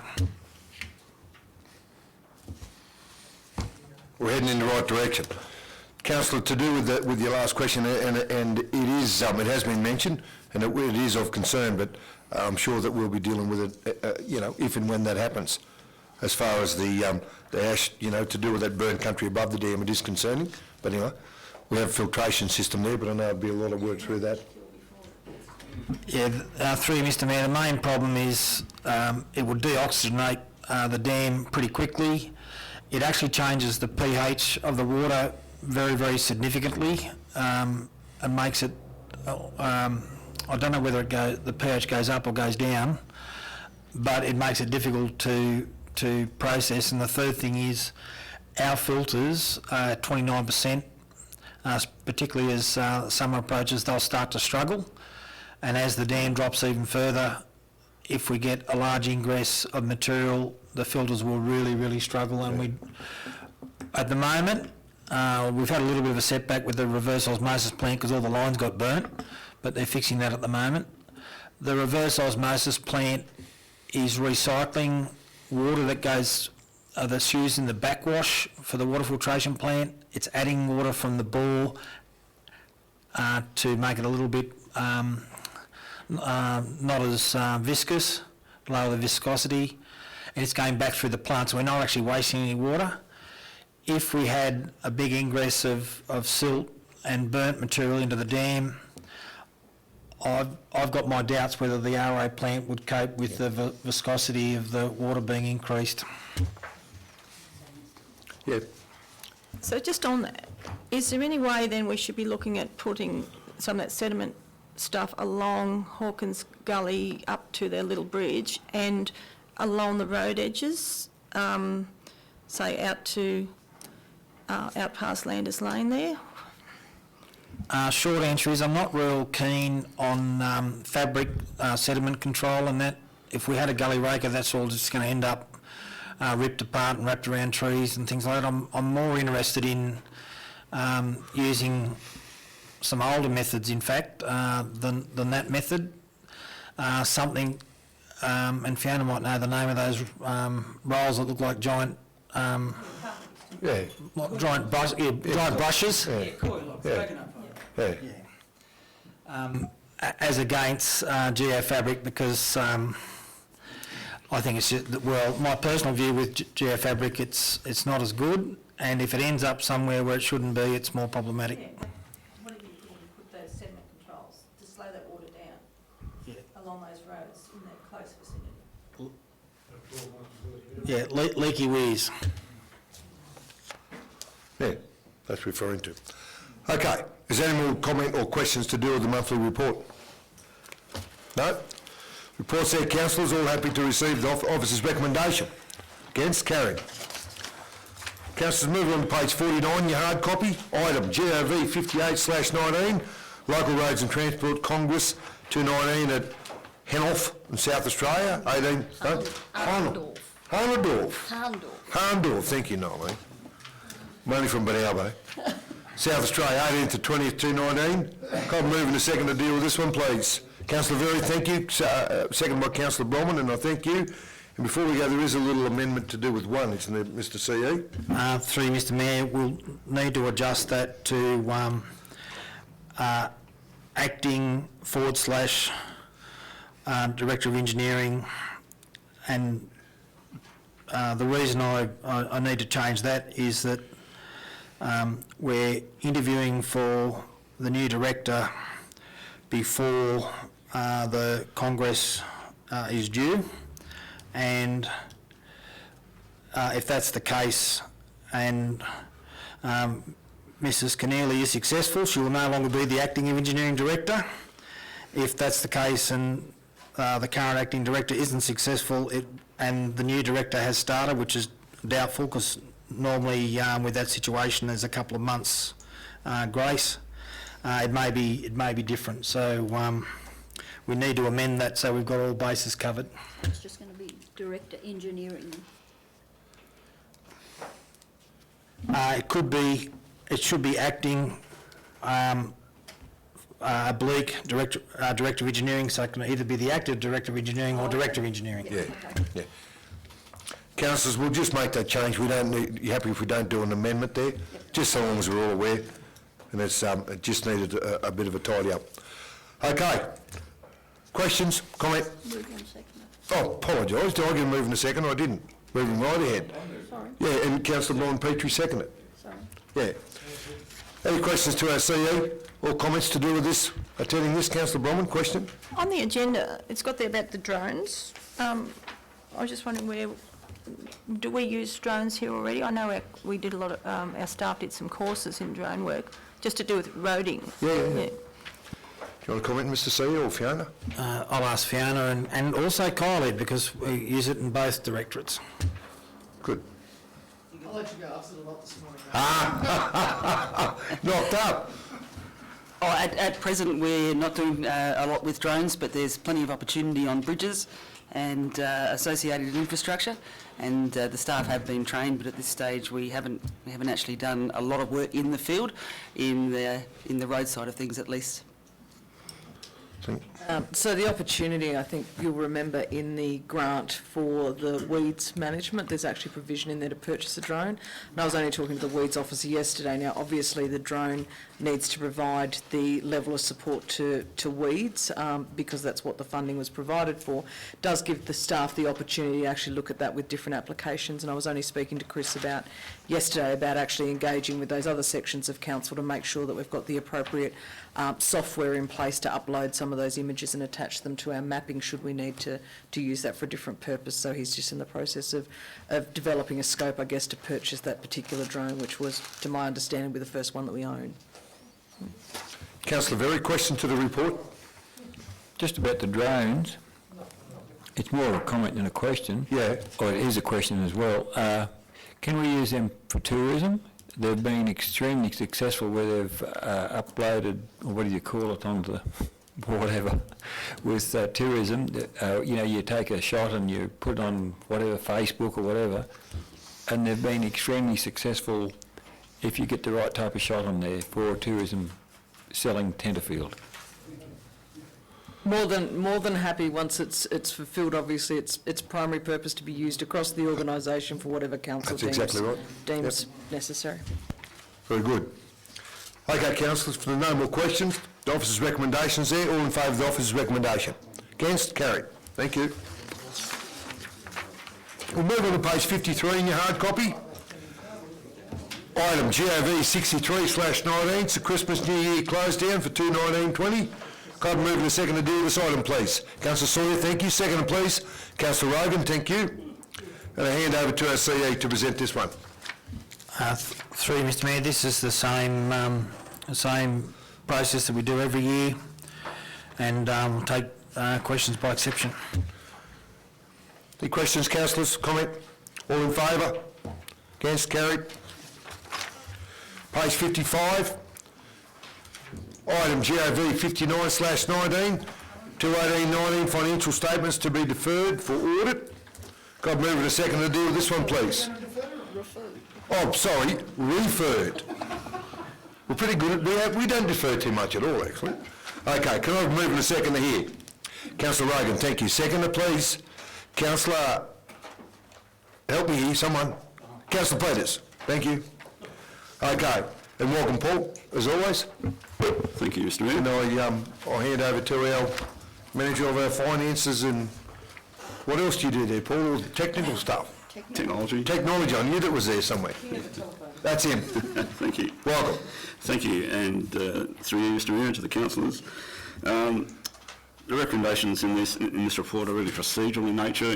In terms of the Act, there's certain requirements that we have to go through to refer Council's draft financial statements to audit, and there's a page in there which needs the signature of the Mayor, the Deputy Mayor, the General Manager, the Chief Executive and the Responsible Accounting Officer, myself. So that's really the purpose of this. I just go back a step. Later on in the agenda for today's meeting is the minutes of the Audit and Risk Committee. Yep. And at the last Audit and Risk Committee meeting, we presented the draft financial statements. Yep. It's the first time I think that we've actually done that, and it's not required under the Act, but in terms of good practice, it's good to do so. Last year we did it via email to the Audit Committee members, but this year we actually had an Audit and Risk Committee meeting where we presented them, and the audit officers involved and auditors and so on were there too. And as a result of that, it was resolved that the Audit and Risk Committee recommends to Council that at the September Ordinary Council meeting, the draft set of financial statements be referred to Council's auditors for audit. So that's come through from the Audit and Risk Committee. Just a little bit about the statements. They are draft at the moment. They show a surplus at the moment of 10.27 million. The net, that's because of all the grant money and so on, and all the capital items which aren't included in the operating statement, obviously.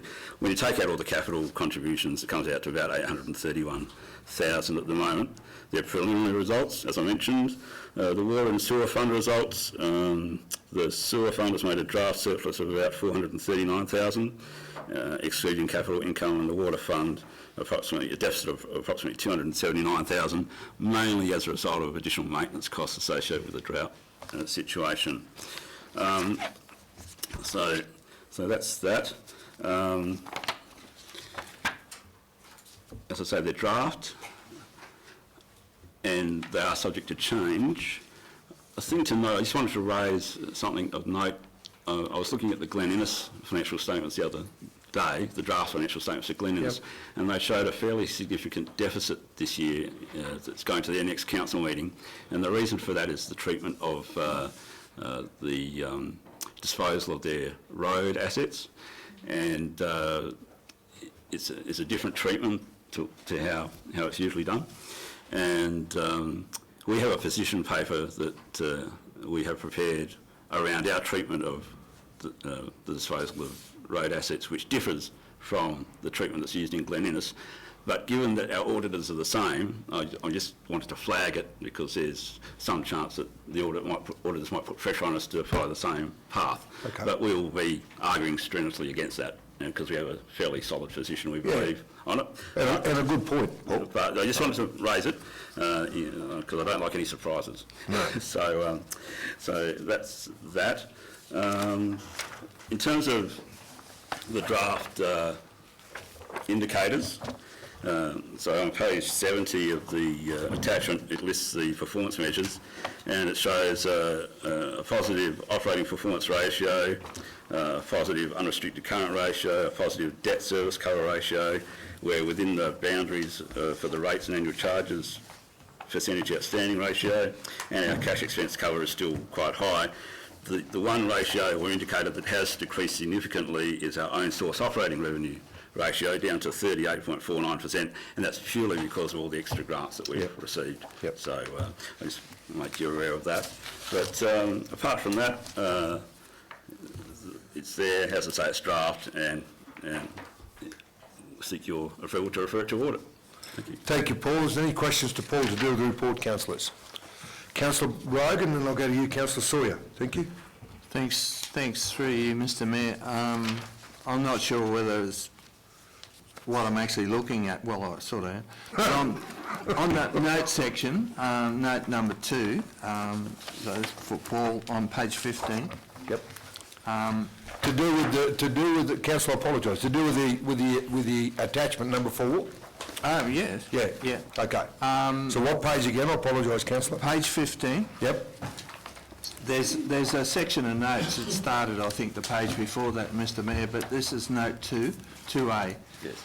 And on the left-hand column, where it talks about the functions or activities, when it gets down to so I'm looking at the plant, fleet and equipment line. If you go across there, we end up with income of 71,000, 440,000 expenses, but that's shown in brackets. So I just wanted an explanation on that, because added together we end up with an operating result of 511, which seems positive. I'm just wondering, that line doesn't seem consistent to me with all the other lines, and I just wondered whether there's a reason for that, that's all. That's a very good pick-up, thank you for that. And that's because the way our plant is accounted for, the income from the plant hire goes against that expenditure account. It doesn't go to its income account as such. It's offset against the expenditure account, and it's showing that we've received more income from the grant from plant hire than the expenditure, and it's just offset against that account. So it's it's basically, it's not an error, Paul. No, it's not an error. It's just the way that we account for the plant hire. Thank you, councillor. Councillor Sawyer, you've indicated. Thanks, Mr Mayor. Through you to Paul. Halfway down page 57 in the hard copy under water and sewer fund results. It's always dangerous to assume, so I'm going to ask, am I safe to assume that the figures there are as a result of the measures we've been taking to try and make those two funds self-sustaining? Through you, Mr Mayor, I would suggest yes. Thank you very much. Yeah. Good question and a good answer. Yeah. Thank you. Any other questions to Paul to do with the report, councillors? No? The officer's recommendations there, councillors, all in favour? Against? Carried. Councillors, move on to page 60, correct me if I'm wrong, item GOV 60/19, finance and accounts, period end the 31st of August 2019. Can I move in a seconder here, please? Councillor Michael Petrie, thank you. Seconder, please. Councillor Brodman, thank you. And once again, I hand over to Paul. Thanks, Mr Mayor. This is the usual monthly finance report. It shows a cash position of 4.384 million as at the 31st of August, with 313,000 in the trust fund, and investments totalling 14.358 million as at the 31st of August. For the month of August, there was one concession granted under Council's considerable water leakage concession policy to the value of $461.91. Questions to Paul to do with this report? No? Officer's recommendations there, councillors, all in favour? Against? Carried. Page 63, councillors. GOV 61/19, capital expenditure report as of the 31st of August. Moving to seconder here, please. Councillor Verley, thank you. Seconder, please. Councillor Forbes, and I thank you. And once again, I'll hand over to Paul. Thank you again, Mr Mayor. The capital expenditure report to the 31st of August. There for your information, once again fairly early on in the year still, and I don't believe there's any significant variance identified at this stage, but if there's any questions, happy to take them. Questions, councillors? Councillor Rogan, yes? Thanks, Mr Mayor, through you. Sorry, Paul. On the, so this year, 1920, the budget for the additional water supply is shown as zero. Is that because we haven't got grant funding for it yet, or what's the story there? Thanks. Through you, Mr Mayor, I'll just get to the right section. Where? Is it this one? It's on the back of the first scroll down. Page 2. Councillor, just for some clarity for councillors, which attachment? The capital expenditure, so it's 5. Attachment 5, thank you. And it's page 2. So the back of the first sheet. Yep, yep.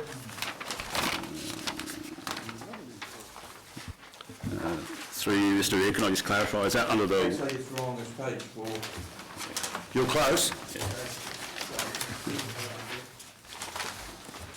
So which item were you referring to, councillor? Under water supply. Yep. So that's, for capital expenditure. If you go down there. Yeah. About 3 or 4, 3 and 4 up from the bottom, it talks about additional water supply. Okay. Through you, Mr Mayor, yes. So nothing was budgeted for that as part of the original budget. Obviously, this is new expenditure, and it will be dealt with as part of the first quarterly budget review. Yep, do you want to add some there, Mr CEO? Through you, Mr Mayor, the emergency water project, bearing in mind that this would have been printed a little while ago, it's actually probably close to about 440,000 expended now. And David Wolferton, our project manager on the job, myself, and another couple of people are currently reconciling the expenditure to send DIW our second payment request.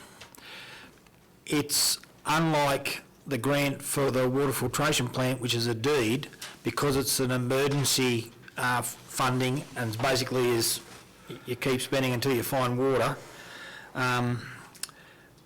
There was an indicative budget of 3.2 million for it, and an indicative grant of 372,000 from the Minister for Water.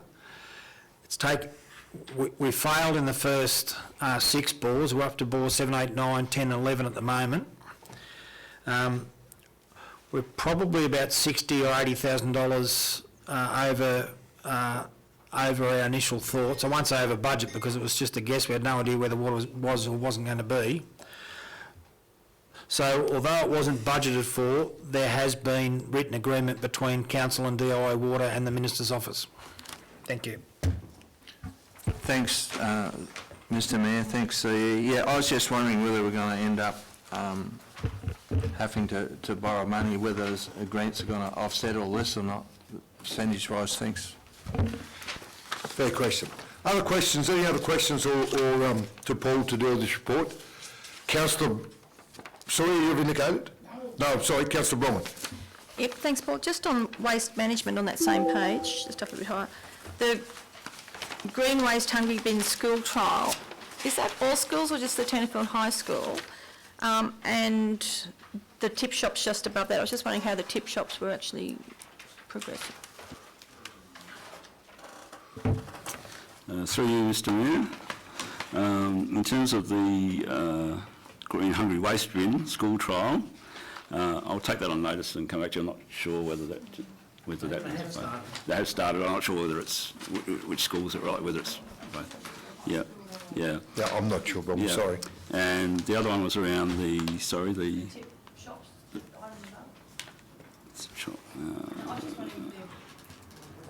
the Drake Liston and Tenterfield tip shop with there's no expenditure against that yet, so I presume it hasn't started yet, but No. Not spending any money, but I'm assuming that you're not. yeah, that's right. Relative terms. No. Not sure. Righto. Okay. No more questions to the report, councillors? The officer's recommendation there, all in favour of the recommendation? Against? Carried. Councillors, we move on to page 65.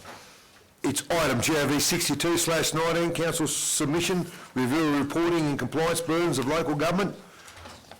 Can I have a move in a second to deal with this one, please? Councillor Sawyer, thank you. Second, please. Councillor Bromman, thank you. And once again, I'll hand over to Manager of Finance and Technology, Paul. Thanks again, Mr Mayor, and through you. This is the second of some reviews that have been done by IPART, the Independent Pricing and Regulatory Tribunal. You might recall last meeting we discussed the rating review, and this one is to do with compliance burdens on local government, or in brackets regulatory burdens. So it's looking at burdens placed on local government by the state government and ways of reducing those burdens. We have until the 25th of October to provide feedback on this final report from IPART. A little bit of the history. So the Premier asked IPART to conduct a review of unnecessary or excessive burdens placed on local government by the New South Wales Government in the form of planning, reporting and compliance obligations, and to make recommendations for how these could be reduced.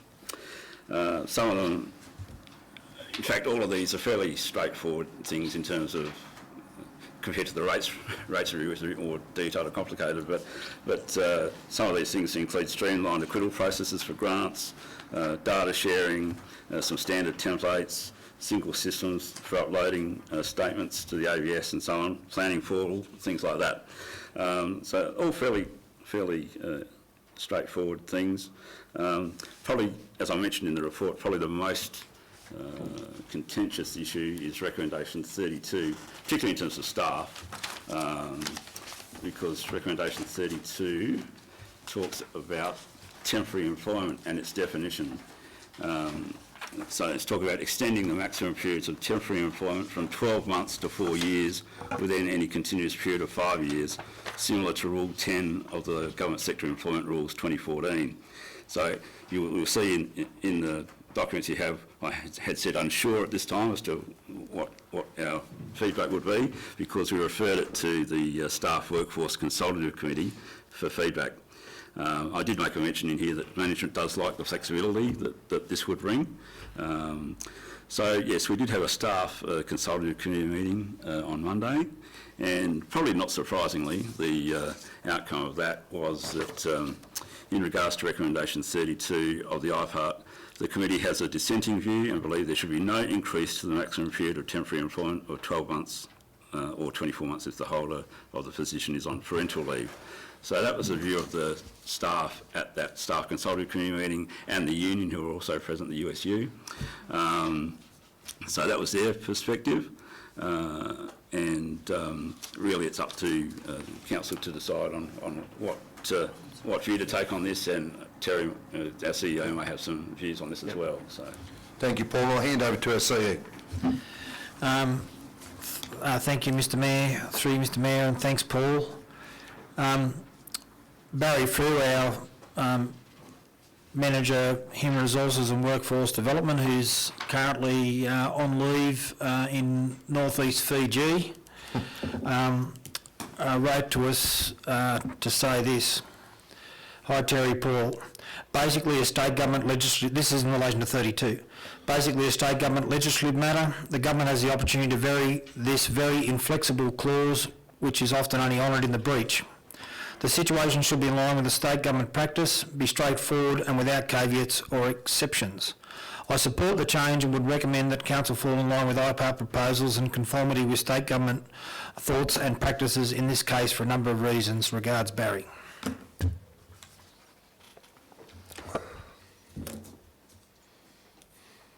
Yep.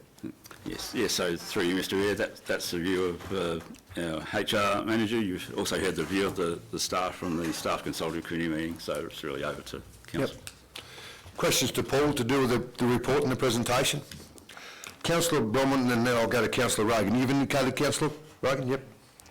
Thanks. So, Paul, are the staff worried? I was concerned about the impact on staff retention if it was held out to 5 years, a temporary arrangement. We could be losing people who might get a full-time job elsewhere, but I could see the convenience of if it was extended, to 18 months or 2 years, having that temporary thing. That's more common. The other one was on page 30, item 30. This is regarding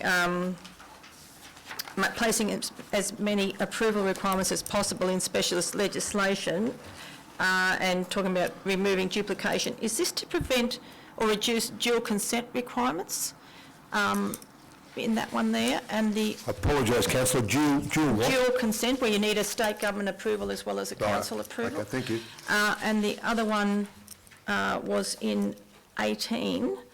Your comment is there that reference 149 certificates agreed to the proposal, but you said planning portal needs to be more accurate than it currently is to ensure accurate certificates are issued. What's happening there with inaccurate certificates? What's the issue? Do you want to deal with 30 first? And then we'll go to 18.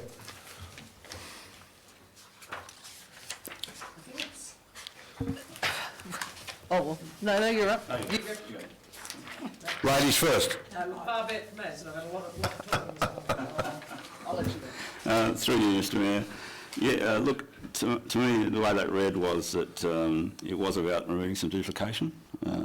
So that was how it read to me. But probably, yeah, as Kylie may know more about it than me, for being a planning issue though. So.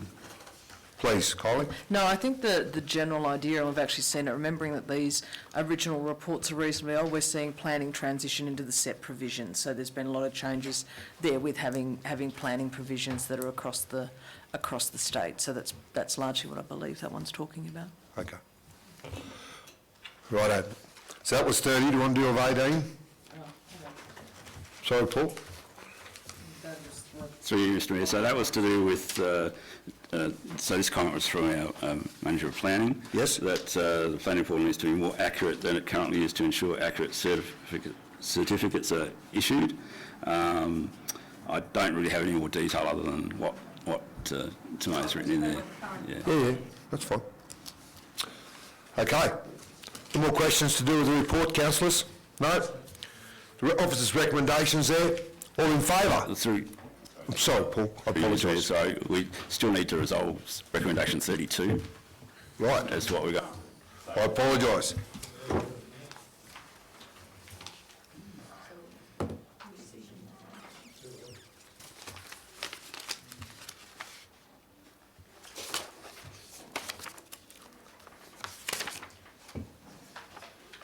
Through you, Mr Mayor, the letter the CEO read out from our HR manager indicated for varying reasons, but he didn't give the reasons.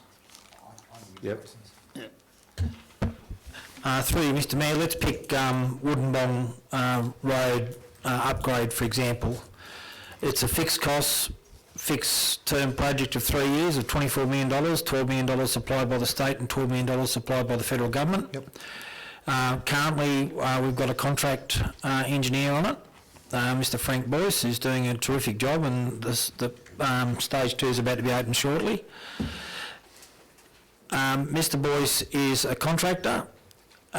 Should council at the time had chosen to put a permanent staff member on, it would have been for the fixed term of 3 years, which is classified under this as a temporary staff member, because when the money runs out in 3 years and there's only one Woodenbong Road to reconstruct, there's no other Woodenbong Road to do. So in effect, Mr Boyce, his job has been to supervise the design and construction of the Woodenbong Road, and that's it.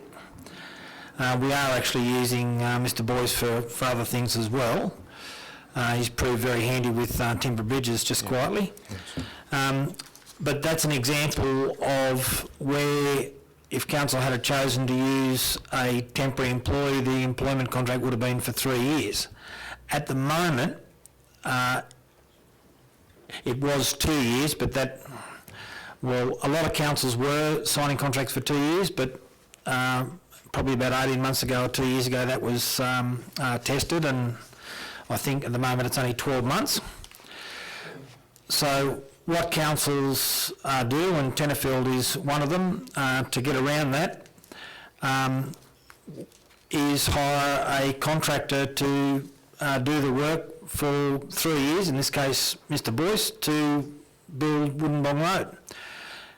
His services may or may not be needed in the future, but at the time of procuring his services there was only one job to do, and when it's over, it's over.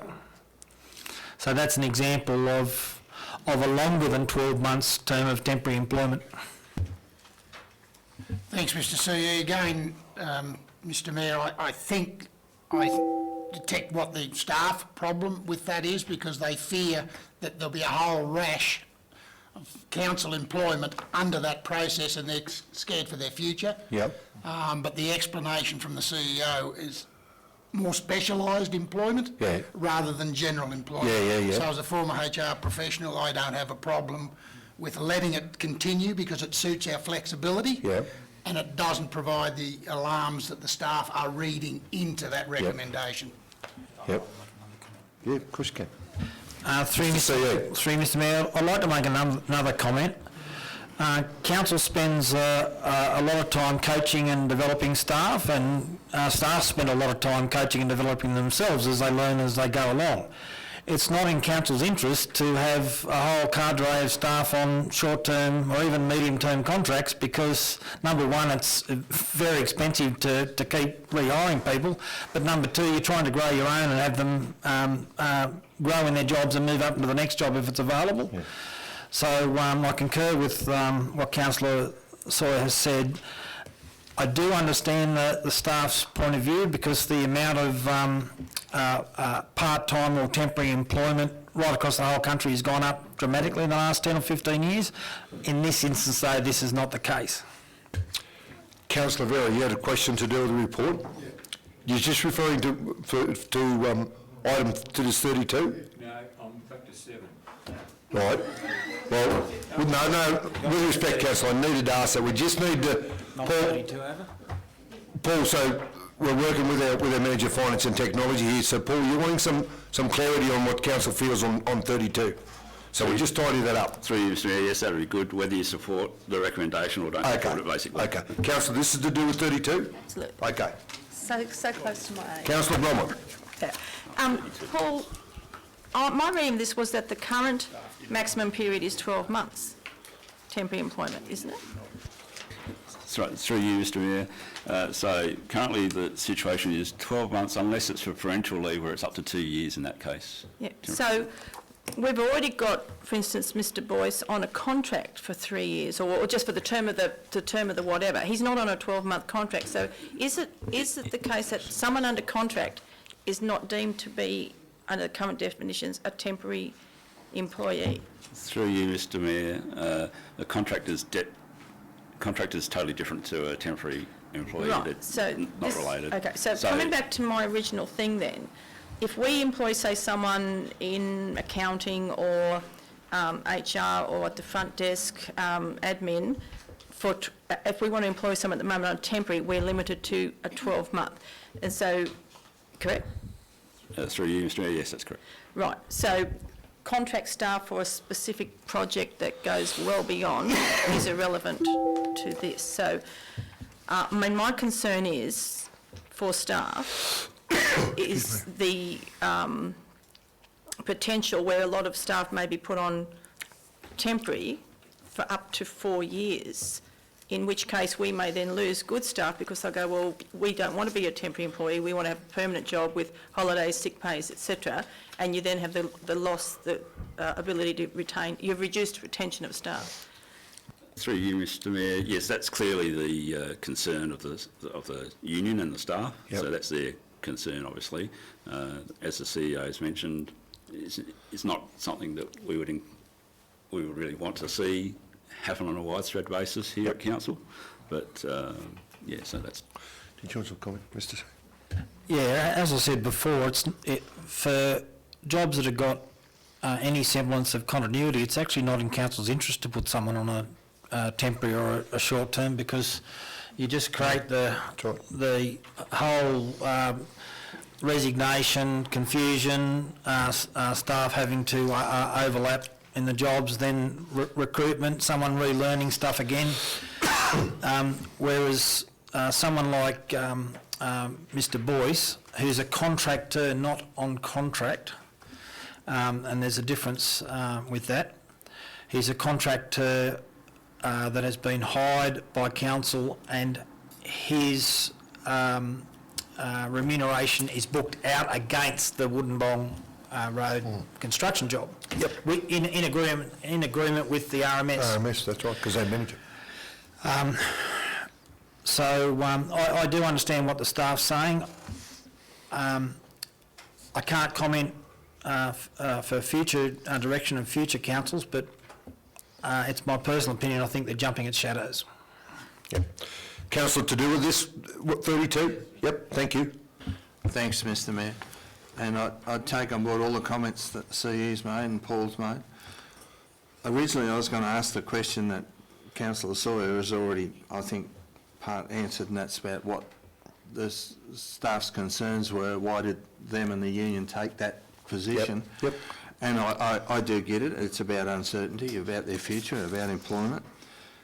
And I also understand what Paul is saying, that in the CE, that's not in council's interests, but there's no guarantee that a council in the future is going to have the same outlook as this one. And so I'd support it staying at 12 months for that reason. Thank you.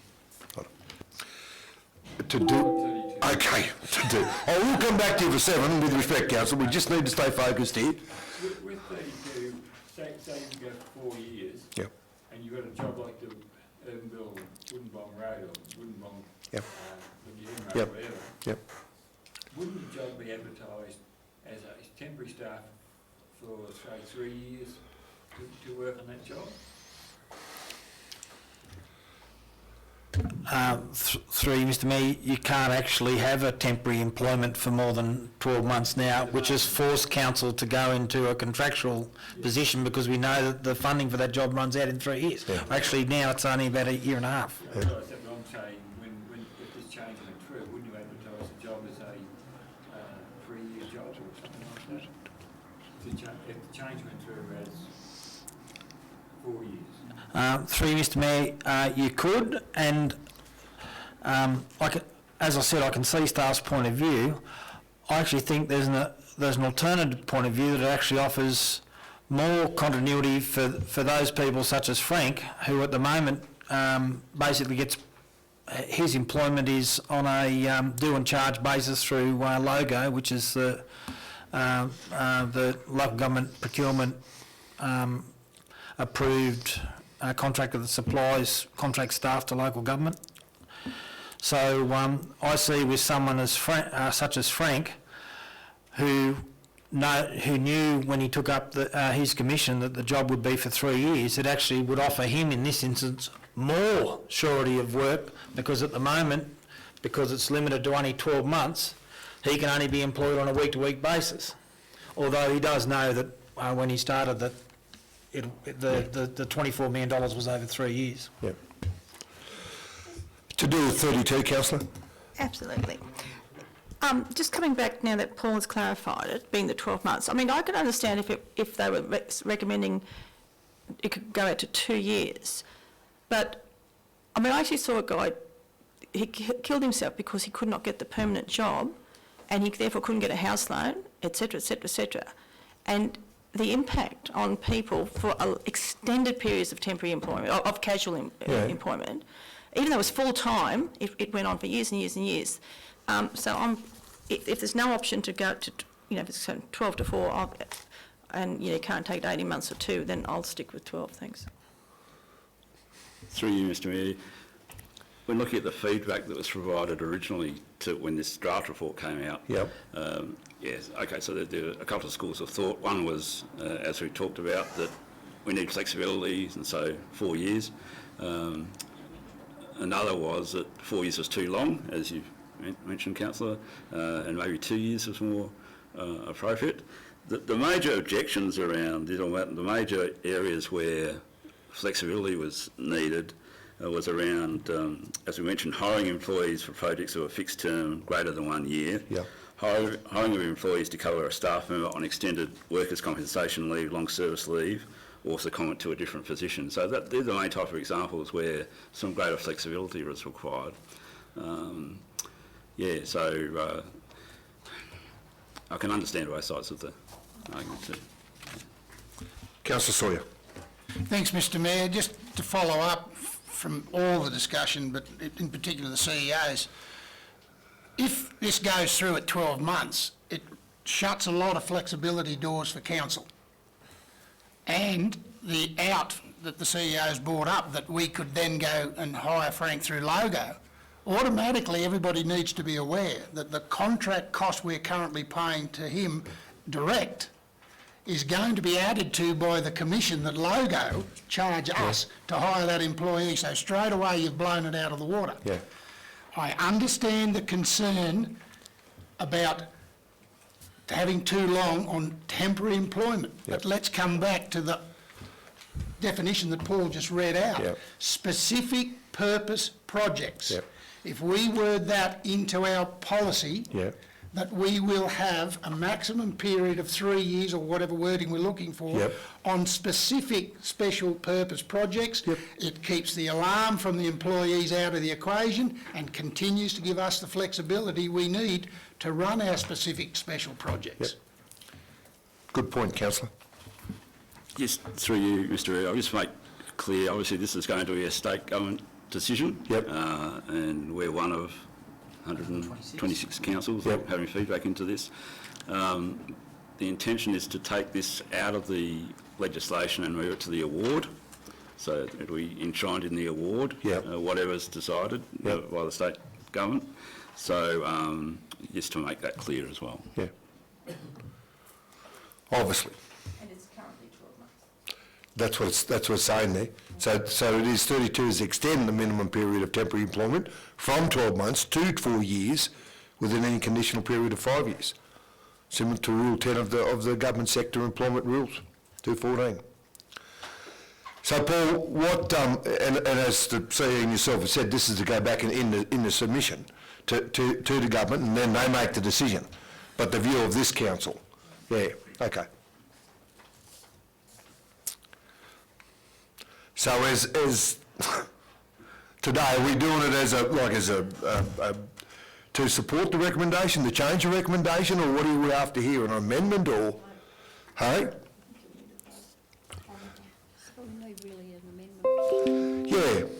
Yeah, and that's what I'm thinking, Mr. C, you're going to advise here that we need to do an amendment to the recommendation, or add one on there. My antennae says that the room's divided on it, so I think we're going to need a vote. Okay. So to do with 32, with the recommendation the council has been asked to comment on, can I have a mover we'll do an amendment there and vote on it? Whether we're supportive, so we all need to be clear of this and go down to the bottom, that this has been referred to the staff workforce consultative committee, which is us. This is the committee here in Tenterfield. Feedback from staff management likes the flexibility this would bring, so they're liking what we're reading there, and this will be updated when presented to council. Okay? I just want us all clear what we're actually doing here. So the amendment is 32, yes? So through you, Mr Mayor, in terms of the officer's recommendation, item 3 there, advise any changes? It says, yes, that council advise of any changes required to the draft response, and we'll incorporate that into the draft response that we sent. Okay. So we'll do it as a motion, whether we're supportive of 32, as it reads.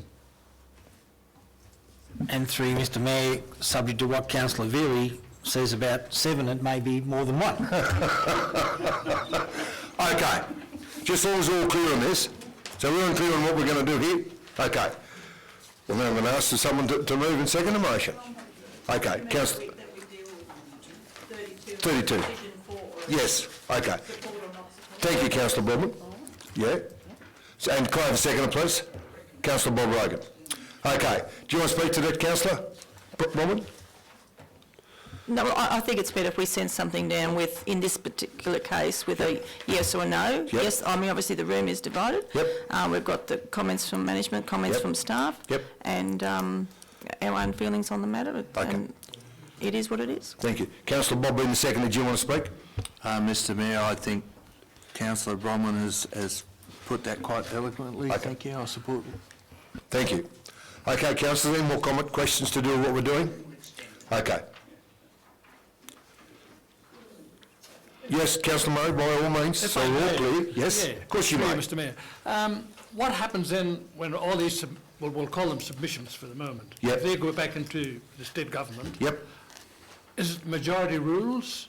Is that applicable to each and every council? Very good question. I'll see how you'll What if comment. they decide? Through you, Mr Mayor, the report's probably already been written. Yes. Oh, thank you. But with the CEs making that comment, I do commend them because it is important that we have a good workforce and they're happy in their job, Yeah. and that we are aware of their concerns to do longevity into the job. So that's what it's all about, and I do commend everyone. I don't care how long we take, because we without our staff are our biggest asset. And as that award to the left of me indicates. Okay, so the motion says been moved by Councillor Bronwyn Petrie, seconded by Councillor Bob Grogan, to extend the maximum periods of temporary employment from 12 months to 4 years with any continuous period of 5 years, similar to Rule 10 of the Government Sector Employment Rules 2014. All in favour? Put your hands up so I can do a count, please. That we have the motion. Yes. No, this is just the No. recommendation, 32. Yeah, So hang on, so we're going all in favour whether we want to extend it to 4 years? Yes. that's what it reads. Okay, so we're all aware of that? Okay. Question or we'll vote, council? Okay, so please raise your hand so I count. All in favour? 1, 2, 3, 4, 5, 6, 7. Against? 2. Motion's up. So support. Apologise, Paul, we took a long time to get there, but it was a good discussion. Councillor Very, I'll go back to you. You've indicated something to do with number 7.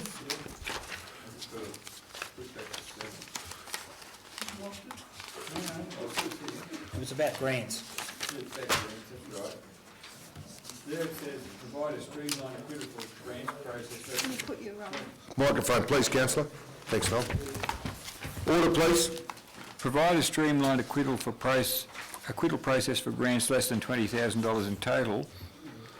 Example of streamlining include et cetera, I think we need to go a lot more than $20,000. I think they should put up there to $200,000 because the cost of acquittal of some of these grants, I think there's one we had to send, I think it was our engineer, Stephen Bell, I think he had to go to a 3-day course or something just to acquit a bloody grant. Oh, okay. This is bureaucracy gone mad, in my opinion. The development would be bad, but you just got to confirm it. Oh, now, Through you, apologise, councillor. Through you, Mr Mayor. Yes, Paul. Look, I actually think that's a good point you raised because, for example, the $1 million that we received for the drought funding, we had to do an audit of that, and that was over $2,000 for that audit.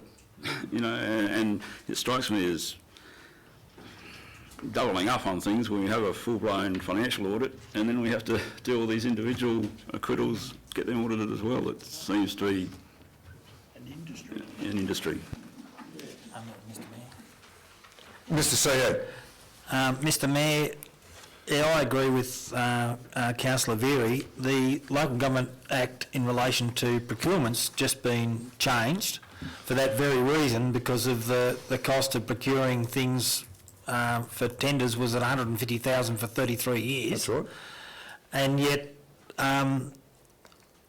which was designed to reduce administrative costs to councils, and yet the grant system, and it's not only acquitting the grants, the amount of work that's the staff have put into the Stronger Country Communities Fund Mark III, it is unbelievable what the government has asked for. So, yeah, I'd agree that they're missing a zero on the end of this. Probably 2 zeros, to be honest with you. Councillor Bob Rogan. Thanks, Mr Mayor. Just a question to do with what we're talking about, councillor? Yeah. Council's obviously asked to provide a support or not support. Yep. And if we want to change that, would we still showing our support, but a note to say that we recommend that amount be increased, or would it be an amendment? I think that's what we're leading to, councillor. So we don't have to vote on this at all. We just recommend that they put a note on the bottom of it. Yep. Okay. Thank you. Through you, Mr Mayor, just happy to make a note to that effect. That we think it should be increased. Yep. You happy with that, councillor? Yep. All good. No, all good. Okay, councillors, we're doing all that. All in favour with the office to move the officer's recommendation. All in favour? Against, carried. Thank you. We got there. Thank you, Paul. Okay, councillors, we move on to our reports from delegates and...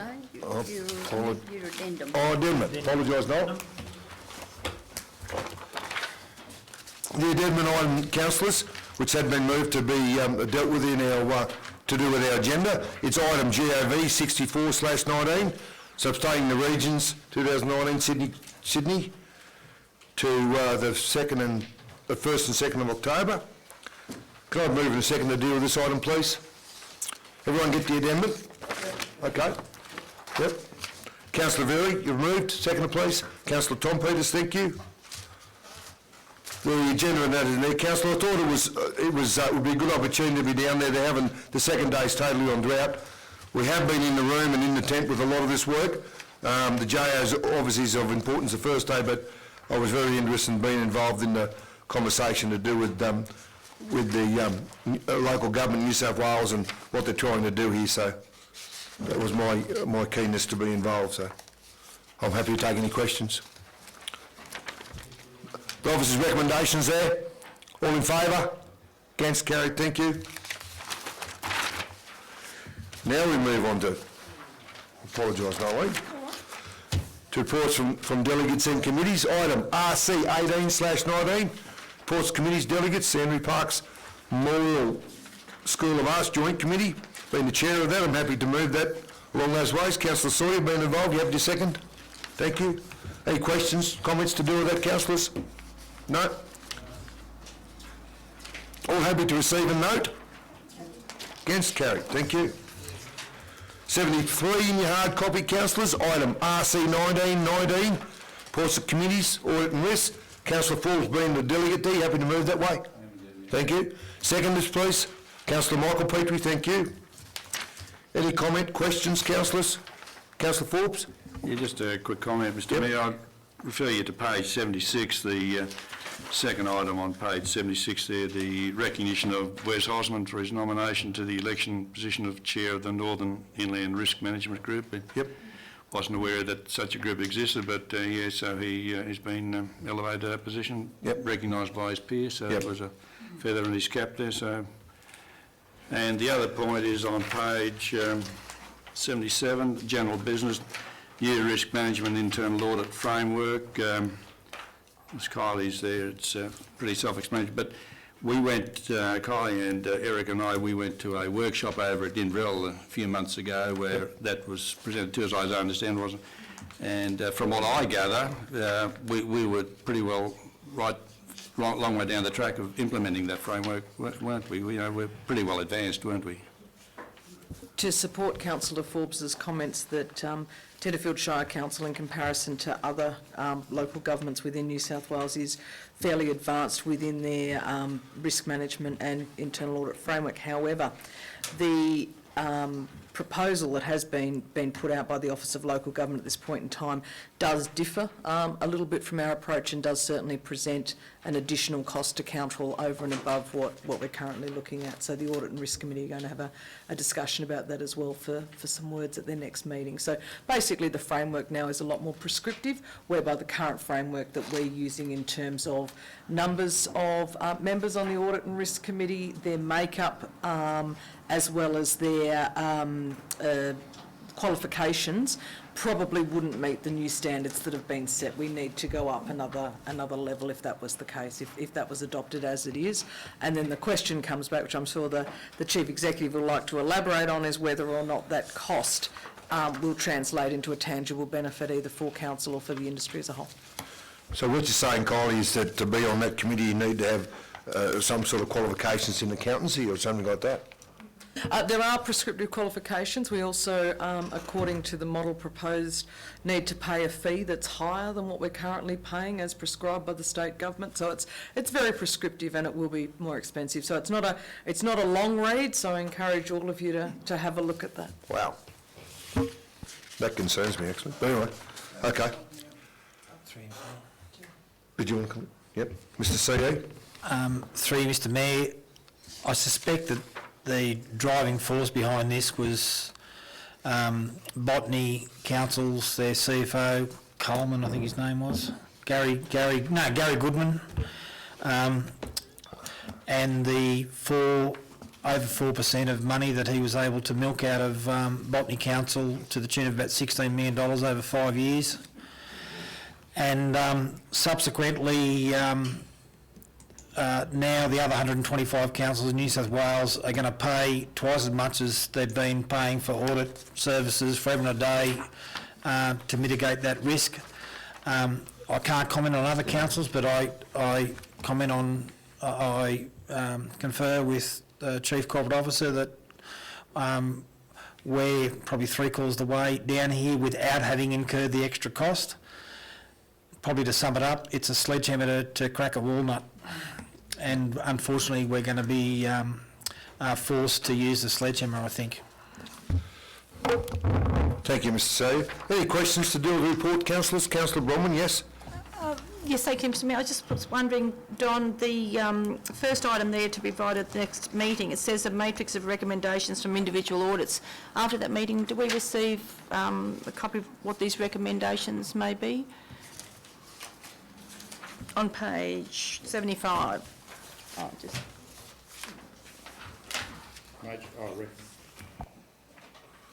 I'll have to refer that to you, Kylie. Yes, have we got those?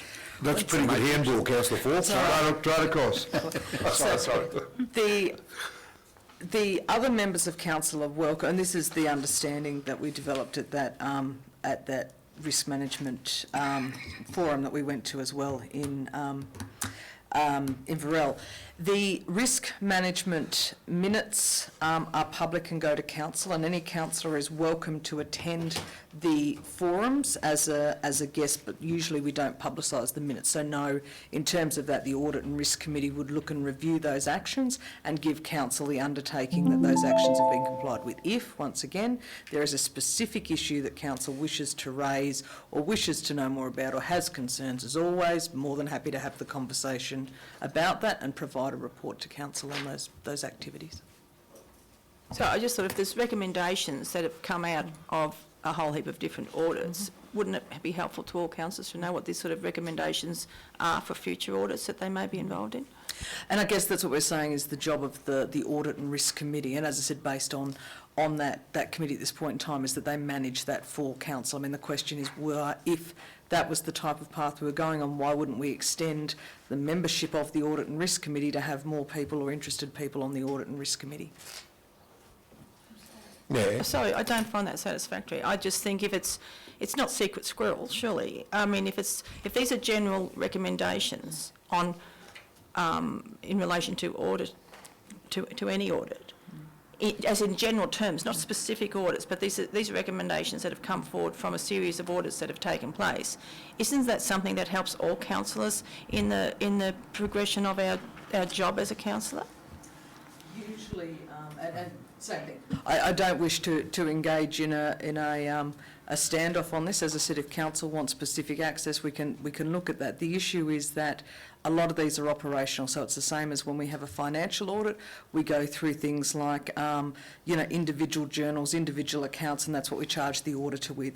We employ an internal auditor to go through systems and processes, and the Audit and Risk Committee then get a list of their in their business papers, which their business papers are confidential, and they get a list of items, and their job is to make sure that the management responses are adequate and being implemented in accordance with those audits, and to give that undertaking to the council through their minutes.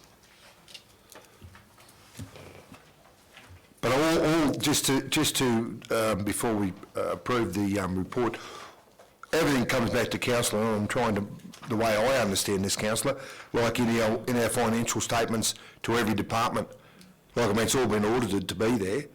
That sounds a bit grey, what I'm saying, but I know what you're saying, but I mean, and I understand the reply from Kylie to do with the Audit and Risk Committee. But it's no smoke and mirrors. I mean, nothing's held in, I mean, you're quite entitled to get copies of anything, if you mean from a personal basis. But if, I haven't finished, but if council were to be provided for more information for us to make a decision or clarity on something, I mean, they're quite entitled to ask for these documentations also, in particular areas. But mainly I work on as a positive and how good how far we are down the track with the Audit and Risk Committee, because in the early days there wasn't too much of that going on, and it's gone a quantum leap. So it has. Oh, absolutely. Yeah, I know, and I'll take on board your comment. Okay. Is there any other comments to do or questions to do with the Audit and Risk Committee? No? The report's there. Councillors all happy to receive a note? Yep. You've apologised, councillor. You'll get a question. Yeah, just... I do apologise. Just clarification. Yeah. I understand, I think, from where Bronwyn's coming from. Just clarify for me, on the Audit and Risk Committee, our representatives are yourself and the CEO and Don. Yes. The other executive people, staff, are there to assist with the preparation of documents and feedback from the documents, and we've employed two independent individuals to give us an outside perspective on the way we meet the rules and regulations. Yep. My opinion is that your fears are unfounded, because if we have a cast of thousands sitting on this committee, we'll get nowhere and get bogged down. I think we're ably represented by three individuals. They don't have to be those same three individuals, but I think those three individuals with the two external people get the job done. Yeah, and they do. And bring, especially with the two referring to, councillor, that bring a heap of experience there. Excuse me, Mr Mayor, it's three externals. Yep, I apologise, councillor Forbes. Yep. No, sorry, just to clarify. Well, I have every faith in people on the committee, don't get me wrong. I'm just wondering if there's a matrix of recommendations. We've got 3 councillors on there, 7, 9. I've just thought if it's recommendations that could be of interest to other councillors who, and I don't expect a cast of thousands to go on every committee, let alone the Risk and Audit one. But some of the information, such as a recommendation matrix, could be of interest to the other councillors who aren't on that committee. Yep. So. Okay. And I suppose this goes back, and I know it's always a contentious issue, the recommendations of those audits need to be implemented by the management team, and where those implementation of those recommendations require help from council to meet that, such as an additional budget, or if there's a problem, same thing, we would report up a risk as well through our operational plan. So we're not ignoring that, but we're in the nitty-gritty about, you know, which system is best, and I guess they become more so operational issues than strategic ones for council consideration. Yep. And that's why I'm saying I'm more than happy to have commentaries or questions, same thing if either of the councillors on that committee or the CEO have got an issue, more than happy to have the discussion, but it does bog the process down, and that's one where it starts to really blur that operational line if we're feeding all of that information up, I guess, to have the expertise of council involved in that. Yep. Okay. Councillor, sorry, I apologise, I missed with your question before. Now I'll put the recommendation to receive and note. All in favour? Against? Carried. Thank you, councillors.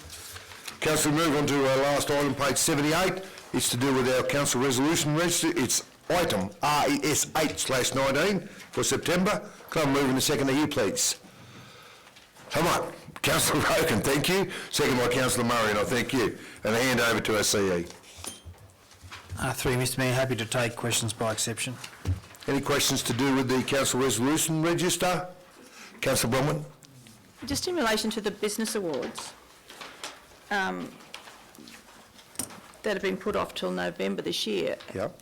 Just wondering where they're at. I mean, the comment says it's a format to working with the business chamber is currently being investigated. We're only 2 months away. Good put. Through you, Mr Mayor, I have to take that on notice. The manager is due to recommence work next week, so I'll be able to take that up with Mr Bolton. All good. Any other questions, councillors? No? The officer's recommendations there, all happy to receive a note? Against, carried, thank you. That's the end of our, there's no notice of motions, no confidential business, that's the end of our meeting. Councillor, before I close our meeting, I do thank you all very much for the outstanding job that everyone's done over the last few weeks. This council has been noted for the effort that's been done to, with the support of the RFS team. We're supplying water trucks and graders and everything, and I attended a meeting on Sunday and that was noted. So all be very proud of our staff that we've got and the extra time that they put in. I thank you all very much for your attendance. Lunch will be here in the chambers, and I'll close the meeting and the meeting is ended in peace and harmony. And I thank you all very much.